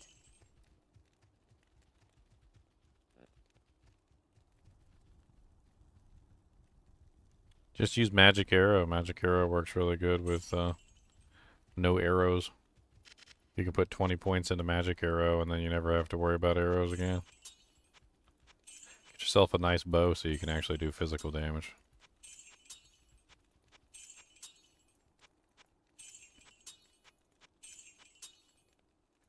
Let's make a new challenge. Charles wants me to make a new challenge. What is this new challenge, Charles?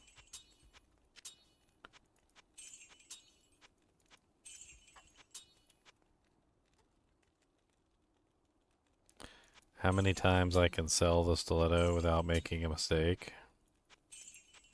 It's terrible.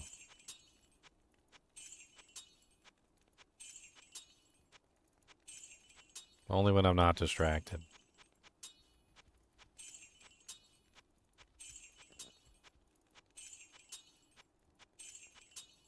It's gonna be like Flappy Bird all over again, or Flappy Bee.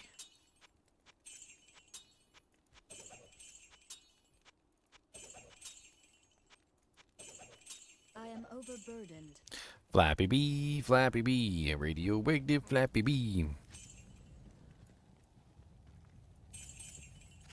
Does whatever a Flappy Bee can, 'cause they're gonna be a Flappy Bee man. Wonder if I can, like, kind of like playing around with the doojanks here. I just want to see.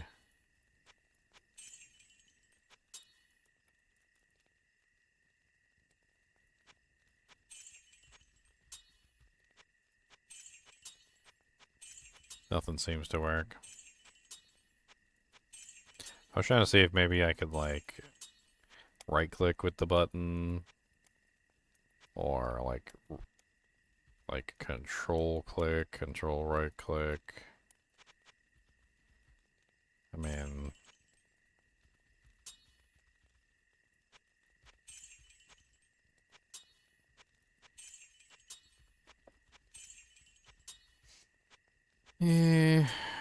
meh.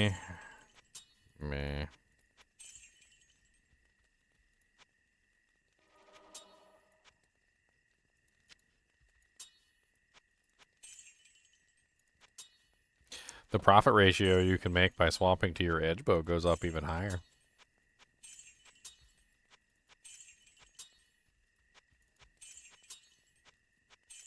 Unfortunately, that would require some serious auto-clicking ridiculousness.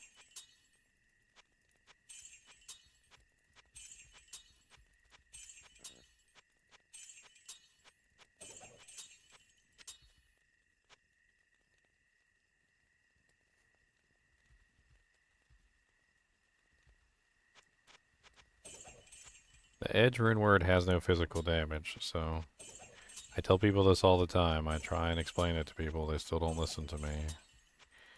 I swear it feels like every single time I speak on this particular subject, it feels like people just ignore me and, like, go away. And they're like, go away. I know better than you. And I'm like, okay, fine. The edge rune word is a interesting rune word specifically for applying thorns to targets, but it has no physical damage whatsoever. It is a zero physical damage weapon. A 0 physical damage weapon. It does basically no damage whatsoever. If you use that bow, you are resigning yourself to doing no damage. The only purpose that you would put that bow on is to gain the Thorns aura or the 15% vendor price reduction. There's no other purpose to use that bow.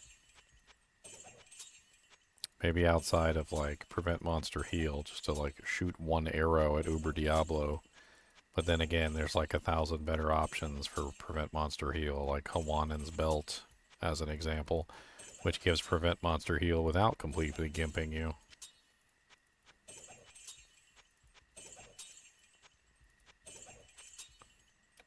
I am overburdened. Alright. Boop, boop, beep, boop, boop, beep. I am overburdened.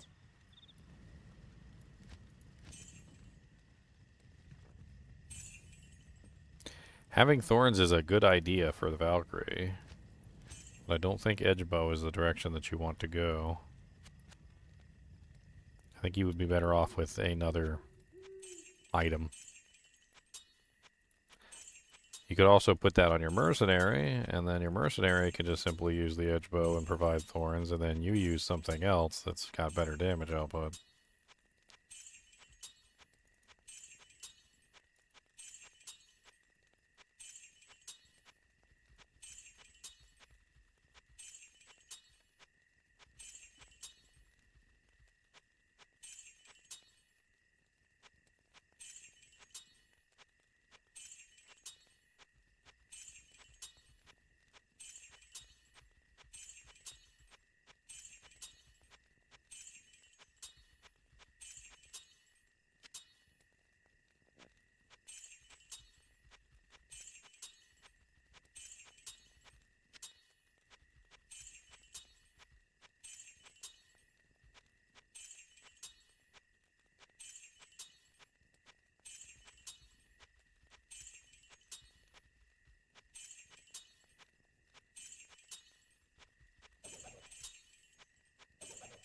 I can't Alright. carry anymore.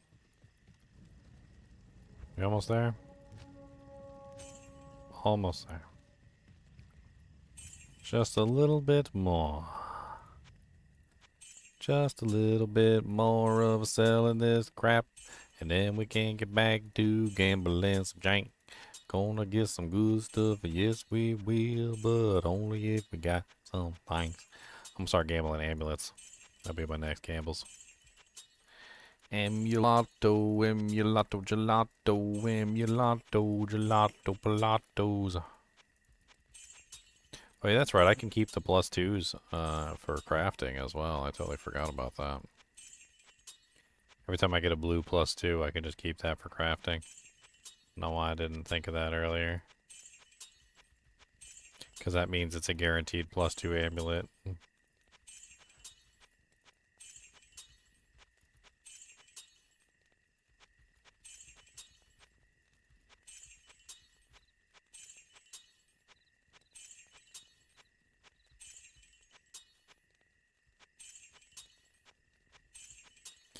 I'm a big dummy.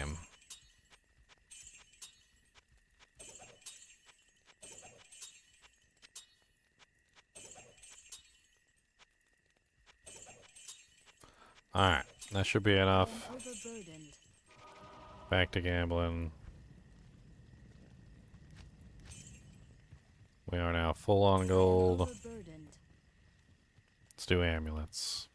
It's faster to gamble amulets in the old interface.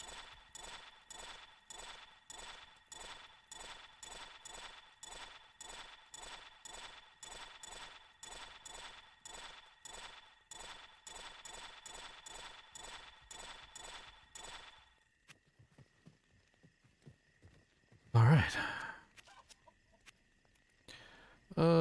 Ba ba ba ba burp burp burp beep beep beep. +3 Marshall with 1 magic damage. Bunch of garbage. Look at all this garbage. Bunch of garbage. +3 cold skills. I guess I can't go to that.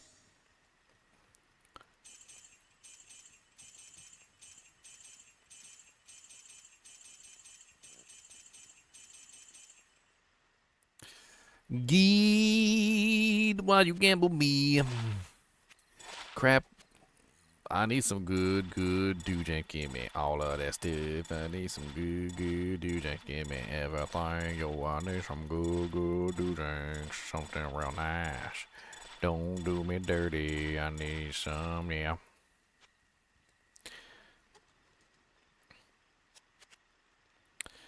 Bom bom bom bom bom bom. Poop poopy poopy poop poop poop poopy poop poop. Poopy poopy poop poop poop poopy poop poop poopy poopy. +1 Sork with 33% magic find. That's kind of neat. 27 strength, 2 resistances, and 10% magic find. +1 defensive auras is moot. Bom bom bom poop poop poop poopy poop poop poopy poopy poopy poopy poopy poopy doopy doopy doo. Doop doopy doop doop doop doopy doopy doopy doo. Poopy poopy poopy doo.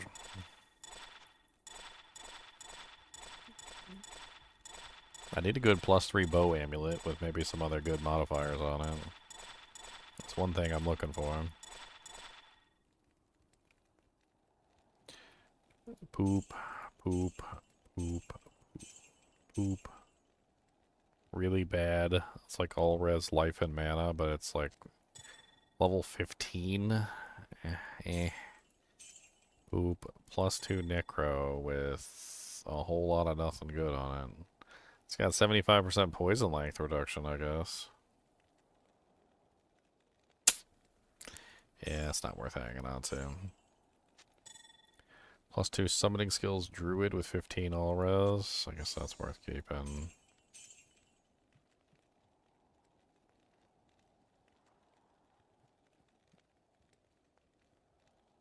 +64 mana, 23% magic font. Combat skills, pally with 2 res. Poopy though. This is the dookies. The poopy dookies. 44,730 gold per amulet. So.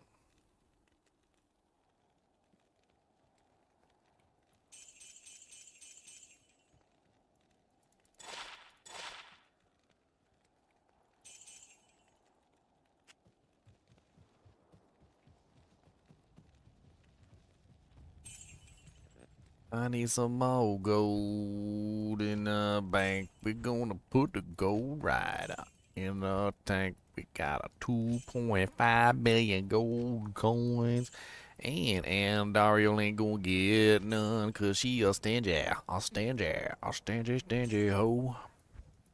She's a stingy hoe. Stingy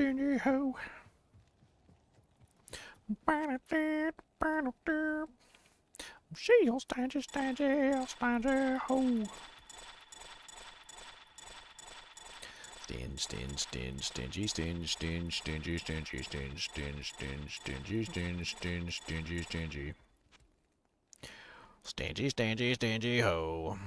+2 druid, hang on to that for crafting.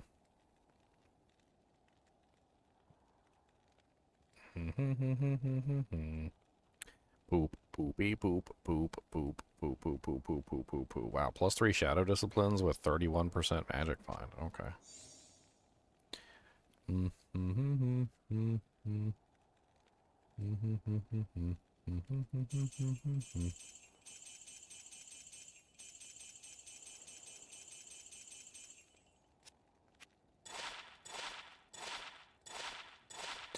it's so much slower, like, going to the from the old interface to the new interface. Old interface is just way faster for gambling.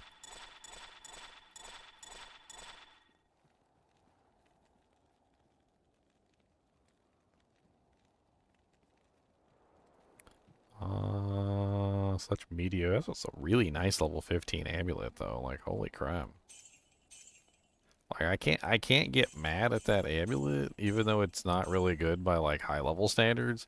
But look at it from a perspective of a level 15 character. That thing's got 30 attack rating, it's got mana leech, it's got all res 9, magic find, and it even has some extra poison res. That's freaking sick for level 15.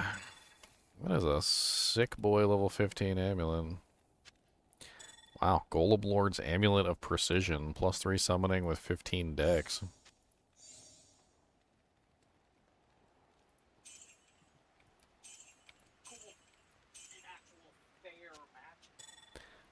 That's a poopies.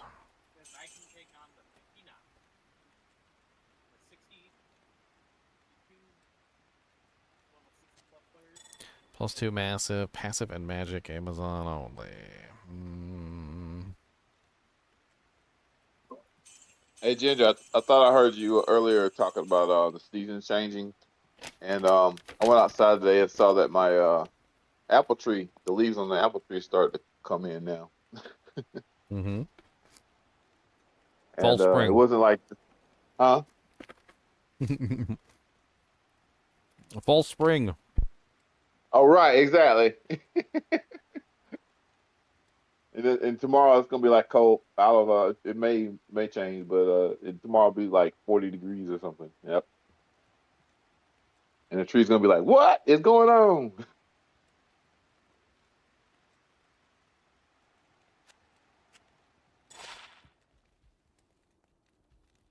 Because around here, all the dogwoods have already bloomed.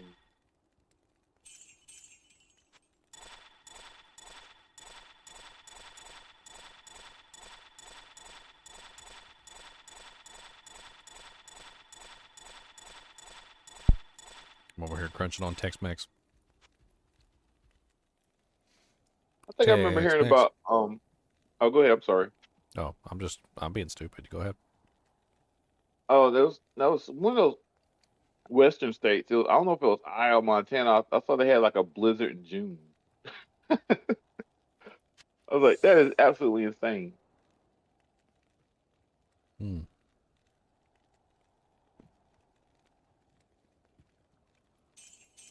Insanity. Exactly.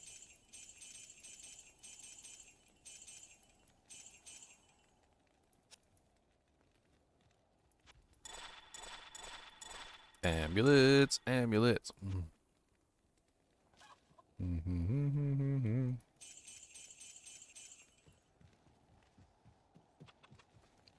Do I like Freddy or Jason more? I mean, if you're asking which one I think is more terrifying, I think Freddy is more terrifying. I mean, I'm not scared of them in the movie, but if I were to imagine them in real life, I think Freddy would definitely be the more scary of the two. Yeah, because he's absolutely insane, right? Well, he's in your dreams. I mean, how do you run away from somebody who's freaking haunting your dreams? Never go to sleep again for the rest of your life? Yeah, that's true.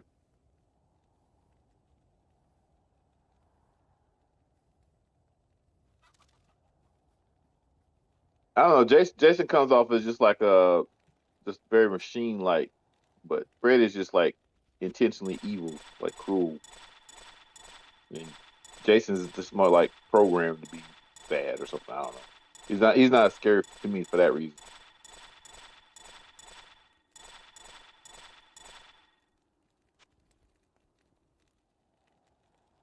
I don't really think I have anything to fear from either one of them, to be honest. This is true. This is true.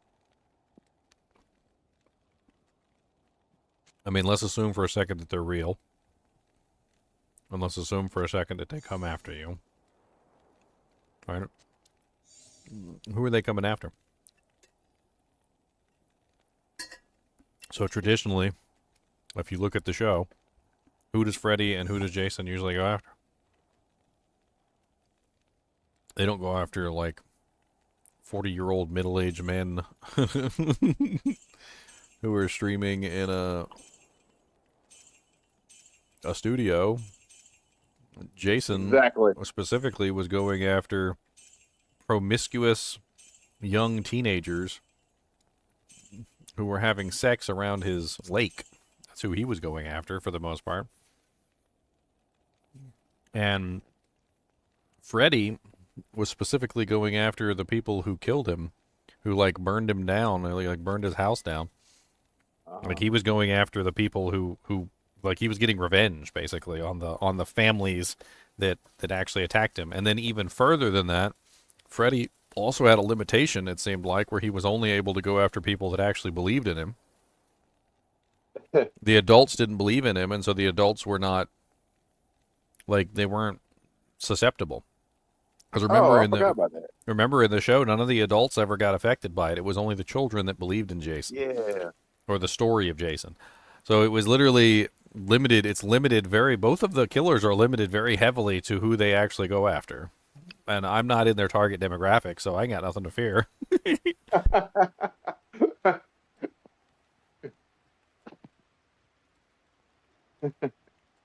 Good point, sir. Good point.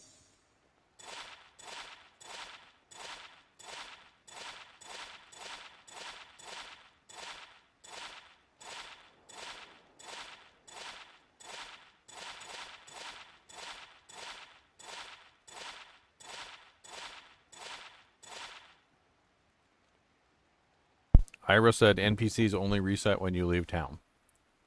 False. I can't. This is false.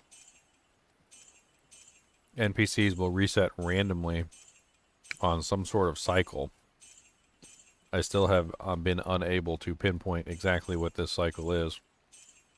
But NPCs will reset while you're literally standing there looking at them. I've had it happen many times. It doesn't happen right away when the game is created. It happens later. After the game has been up for a certain period of time. What do you mean about NPCs update, Ginger? You talking about the inventory? Yeah, the NPCs will literally update their inventory sometimes completely randomly. It's kind of crazy. I've lost a couple grinding weapons that way. I've literally been there and seen it happen.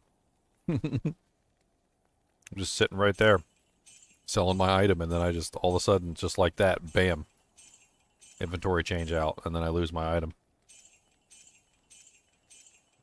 Is that online too, or is that just I mean, is that offline or is that online only? I'm assuming it's online. not 100% sure actually.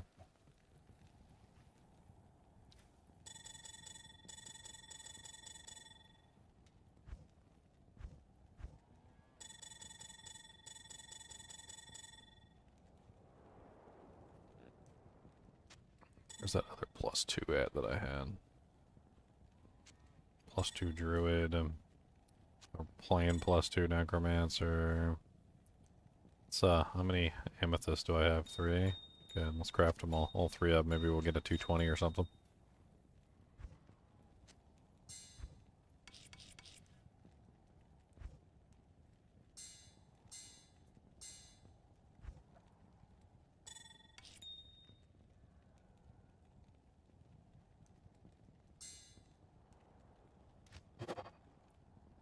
+1 paladin, 10% faster cast. Kind of poopy. I'll just drop that with the other amulets. 17% faster cast with 29 strength. Okay.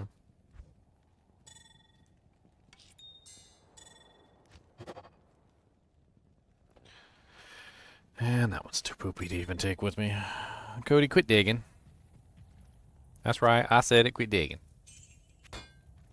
He said, you don't tell me what to do. Can I have a paw? Can I have a paw? Oh, that's a good paw. You did a good job. I think that deserves a Rice Krispie. You want a Rice Krispie for being a goodest boy? Hmm?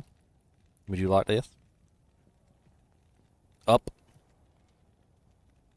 Up. Up. Up. Good boy.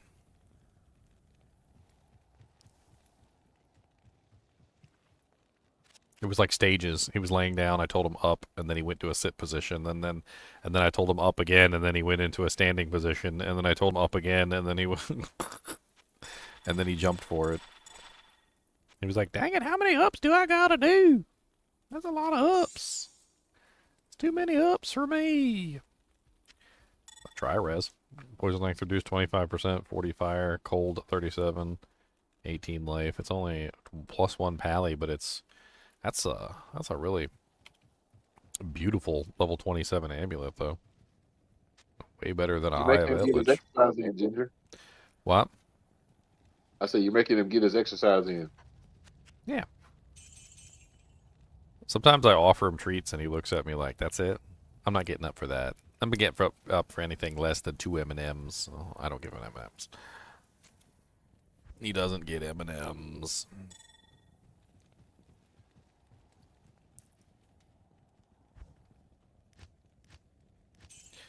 Man, have I already gone through all my gold?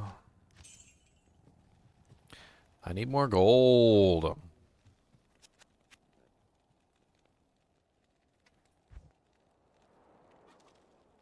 I need more gold. I need more gold. Prosperos años et goldidos amosilos. I need some more gold for the gambling. I need a little more gold for the gambling. I need to get a little gold, but I need a little more. And then I will drop them all on the floor. All on the floor.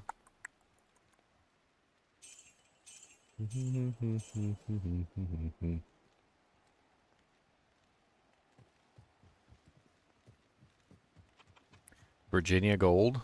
What about Virginia gold?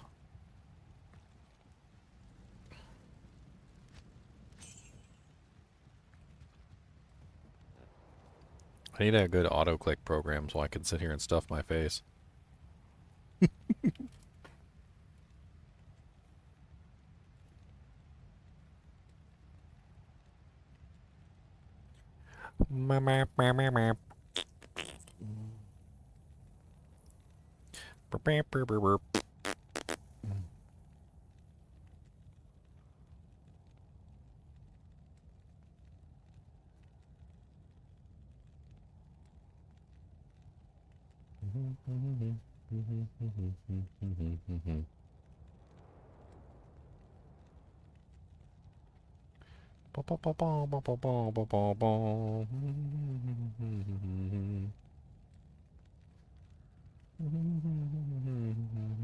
The one I had before was on free trial, and it doesn't work anymore.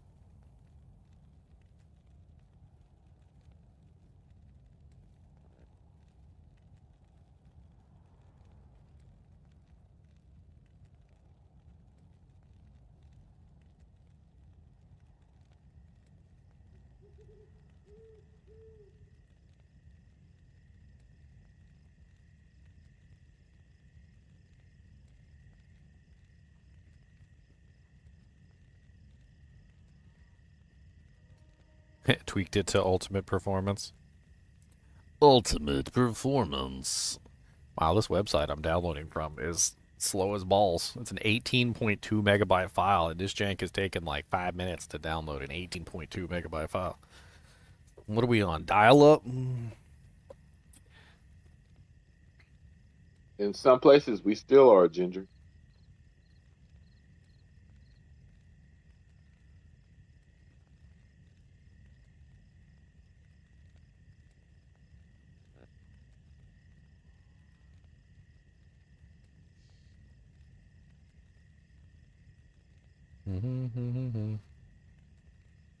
So many bullcrap messages on my phone. So many bullcrap messages.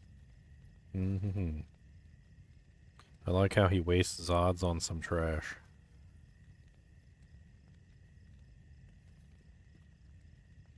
I like how you actually think I'm wasting Zods.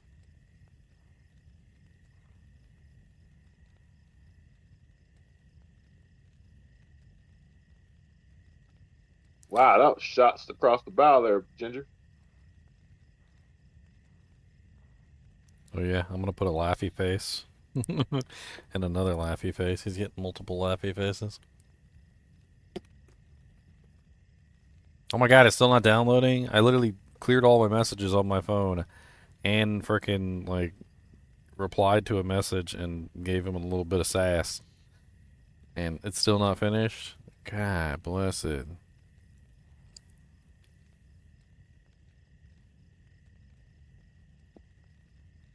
Well, it is prime time hours. So cell phone, Mm-hmm. sure, cell phone network is congested.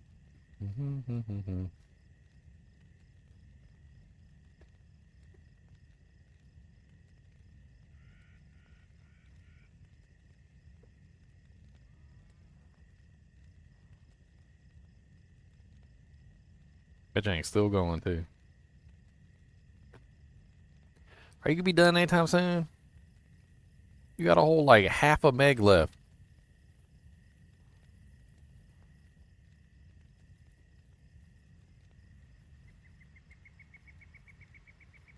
Oh, y'all making fun of Chunks.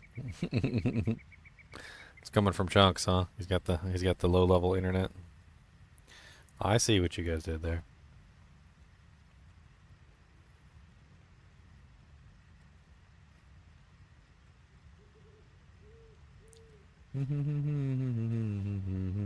Hey, now Captain Chunks is gonna squeeze every bit of performance out of his internet. It's so bright. The hell is this? Before he upgrades it, that is.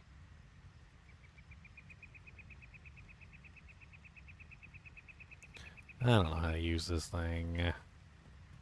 Let's make a new game too, just so I don't accidentally end up getting a refresh of the inventory while I'm selling.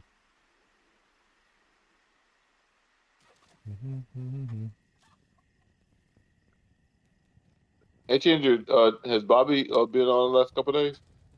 He was on and calling for me at one point, but like I wasn't here, so. Oh, okay. I'll send him a message. Thanks. To start recording, press a record hotkey. Press F9 to start/stop recording. Okay, so F9 to stop recording. Ah, dang it. That was not what. Stop. F10 for new.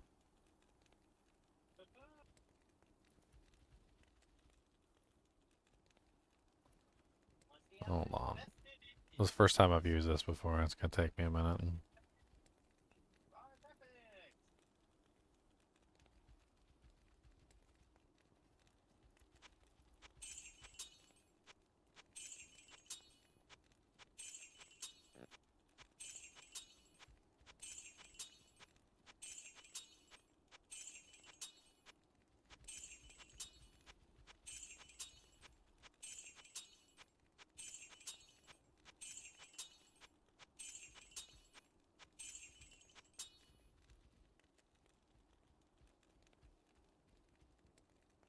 I have no idea what the hell I'm doing.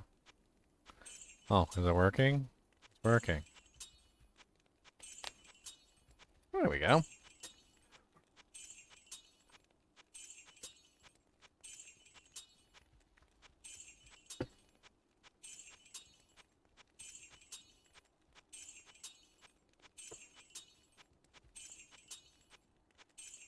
Uh-oh, I didn't look for the... Oh, look at that. Look at that horribleness. Alright, so stop. How do we close this window and bring it back up to the...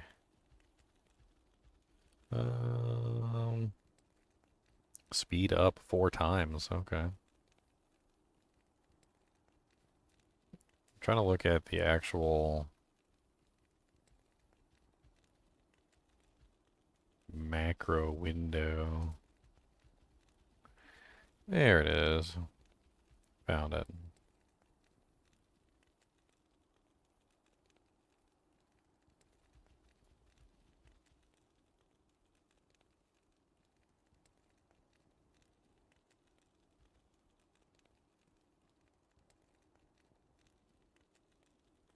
It's hard to know when I'm actually, like, doing something. I don't... These macros are always so hard to understand in terms of, like, their click, sleep, whatever, blah, blah, blah, bull crap.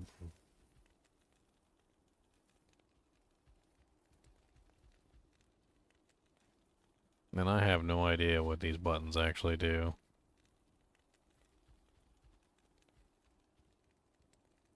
Let's try this. Let's do a new one. So, new macro.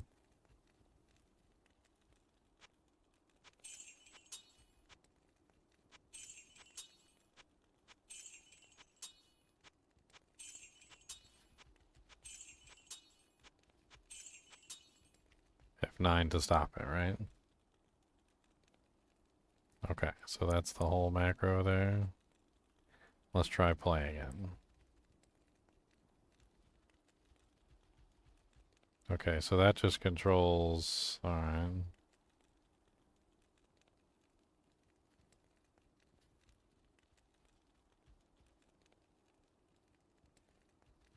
This is horrible.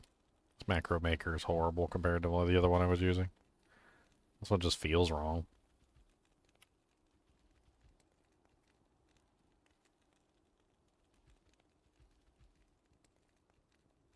And Ginger, did you hear that 23andMe is filing for bankruptcy? Who filed for bankruptcy? 23andMe. What is that? The genetic testing company that people submit their DNA to find like matching relatives and all kinds of stuff. Mm-hmm.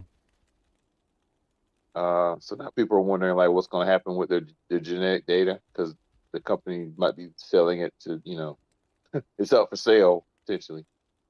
So that means the people who submitted their their genetic samples, they have their information out there, like for anybody to buy.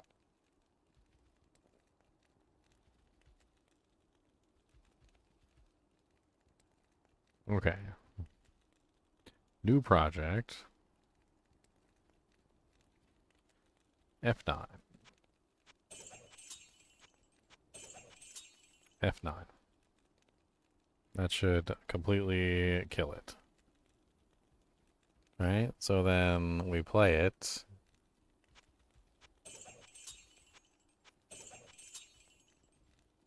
And that's the whole macro. Okay. Then we can...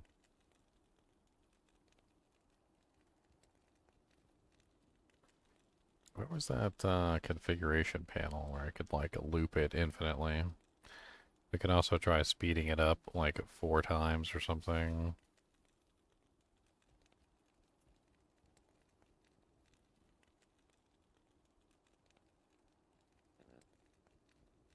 I could have, like, filled my entire inventory with gold by now.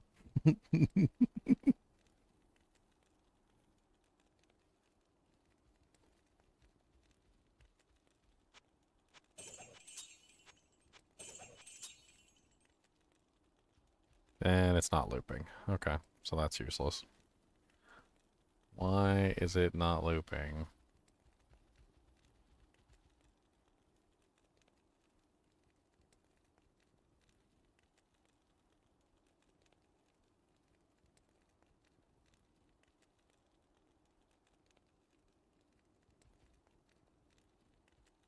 Ah, I see. Okay. Makes sense. Difficult, but makes sense.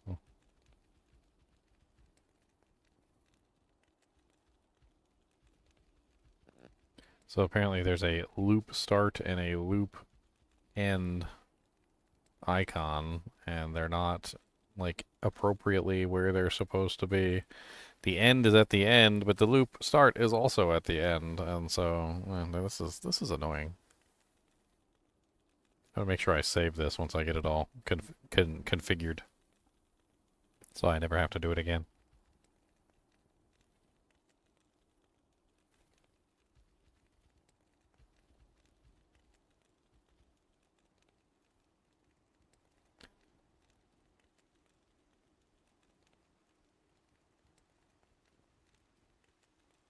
Okay. Let's try it again.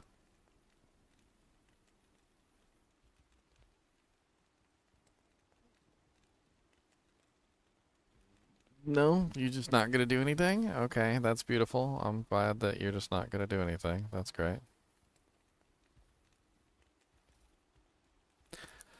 Apparently it doesn't work unless I press the F9 key. The F9 key is the only one that actually, like, functions properly.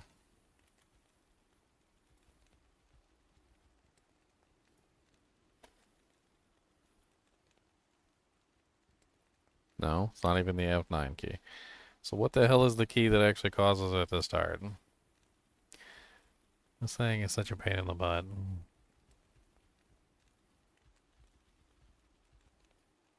Control enter, control shift enter.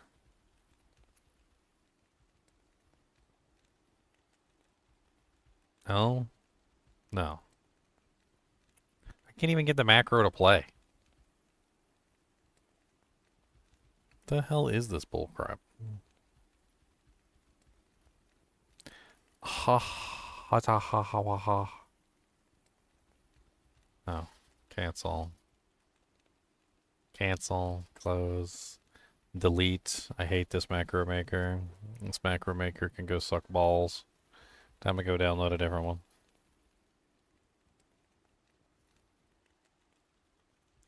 I don't know what it is, but it's just not working properly, and no matter how hard I try, it just doesn't activate like it's supposed to.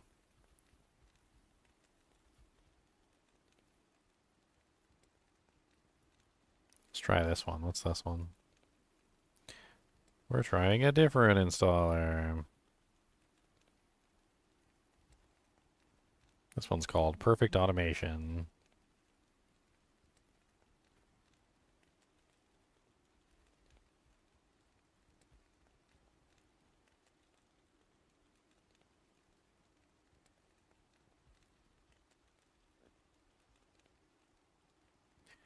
Sounds good to me, Sean.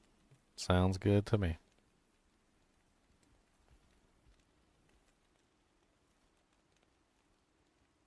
Sounds good to me.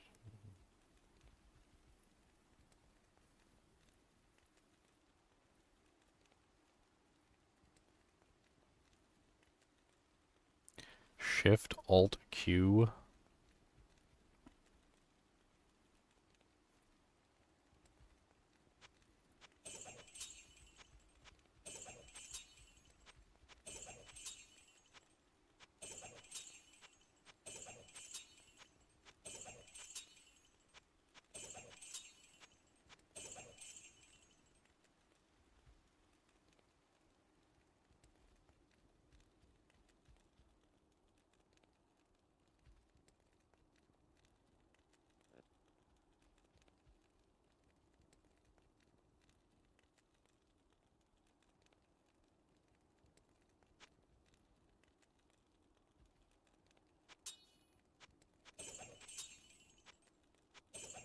It's so slow. Of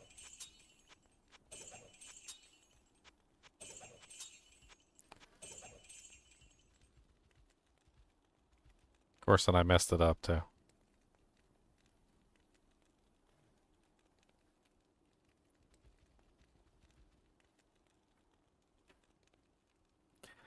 Hey. Hey. It's not a very good one. Not very good. Hotkey Control Shift R. Okay.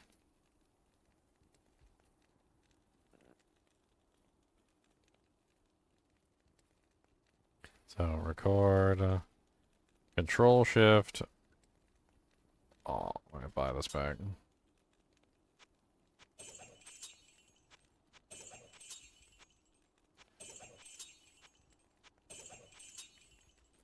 Okay. Yes. Hold on. Yes. As fast as possible. But what? As fast as possible? Let's go. Yeah, that didn't work. That did not work. What's 2 times faster? It's too fast. It doesn't work, unfortunately. How do we do the doodangs on here? 2 times faster is too fast. Can we make it slightly less, like 1.5 times faster?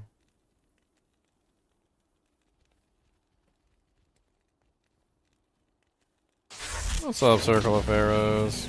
Oh, thanks for the $4.99. Appreciate it. Hell yeah.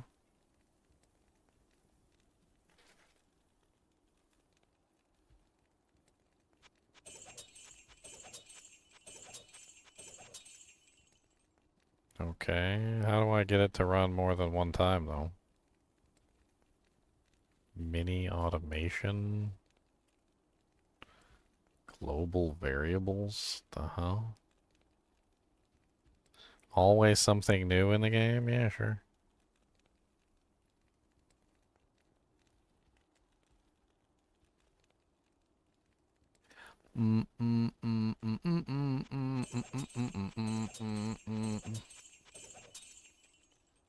I mean, 2x works like okay. It's not terrible. If I could get it to go an infinite number of times, that would be great.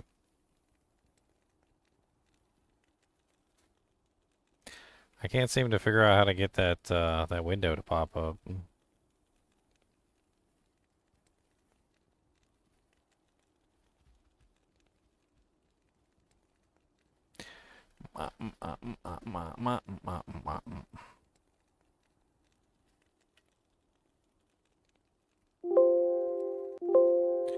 Nothing. Nothing.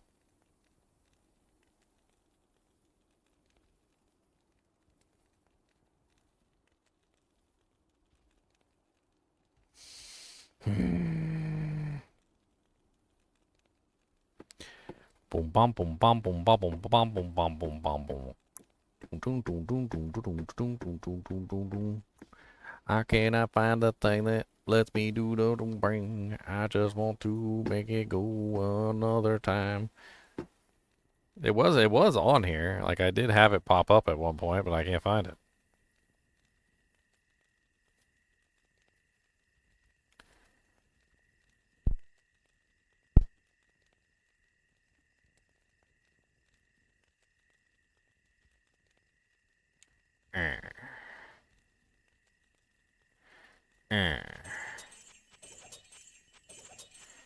It's so fast. It does a good job of it too.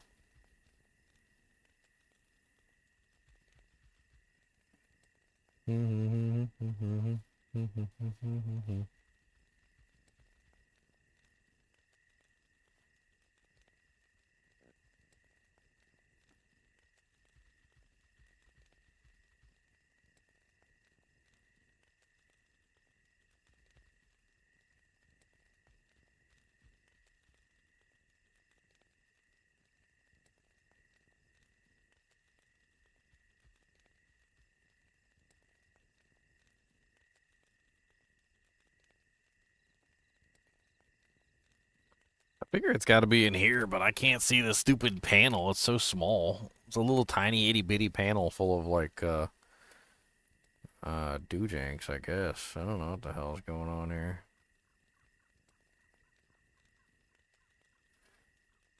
Open document on URL or hotkey. Customize open save dialogues. Customize buttons. What buttons? Learning how to use a program sucks. I remember this one time I was, this guy was telling me all about how, like, this company had, like, one of the worst programs that ever existed. But somehow or another, because they were forced to use it, the people in the company were actually, like, they actually got used to using it. And because they got used to using it, they were good at it. Even though the program was horrible, and even though, like, nothing in it was, like, intuitive in any way, shape, or form, once they actually learned how to use the program, it was just super easy for them to just keep using the program, and that's what they did.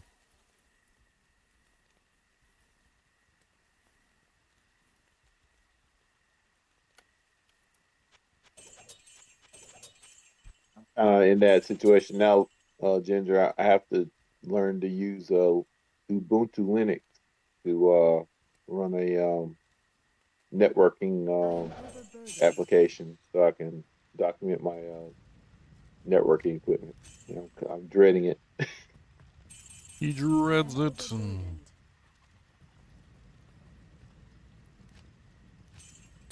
I mean, I saw the window pop up, and I just don't know how to get the window to pop up again. That's the part that's pissing me off. Like, it was literally there, and now I can't find it for some reason. Oh man.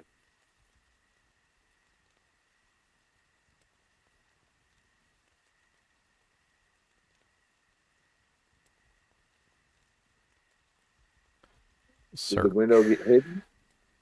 Well, it only showed the window when I recorded it originally and then asked me if I wanted to run the file. At which point, Oh. it gave me a bunch of options for, like, looping the file and everything else, but it wasn't, like, I don't see it anymore. Is it still in the task processes?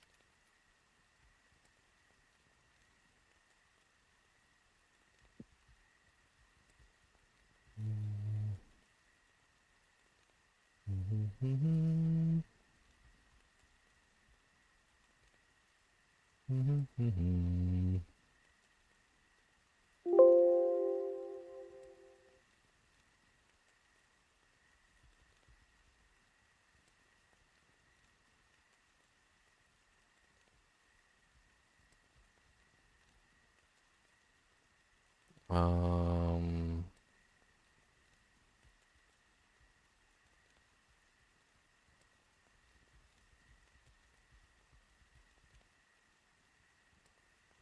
Yet again, another program that just doesn't work properly.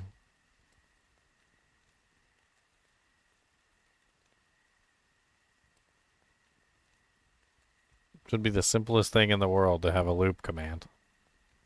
But finding it seems to be a pain in the butt. This is the program right here. There's no loop command available. I can play the file, and if I play the file, it just does the command one time and doesn't loop it. That's it. Let me record another one real quick just to show you guys the panel. So I'm going to hit record, and then we're going to do... Alright, so Control-Shift-R to start the recording.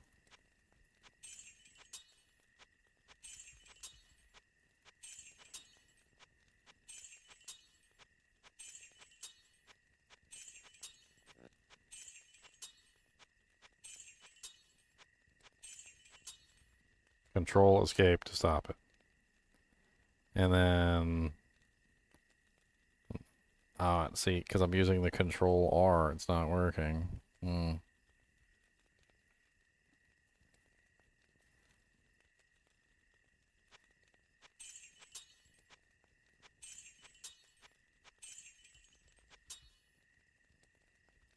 it's not doing it at all. What the hell?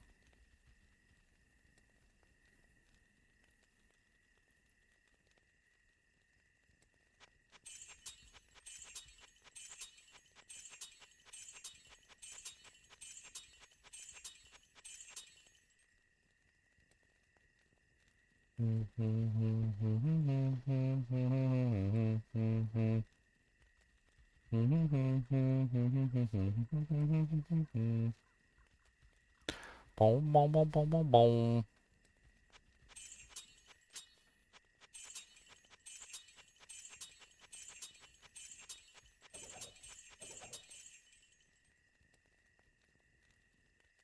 I doubt 3 times faster would even work.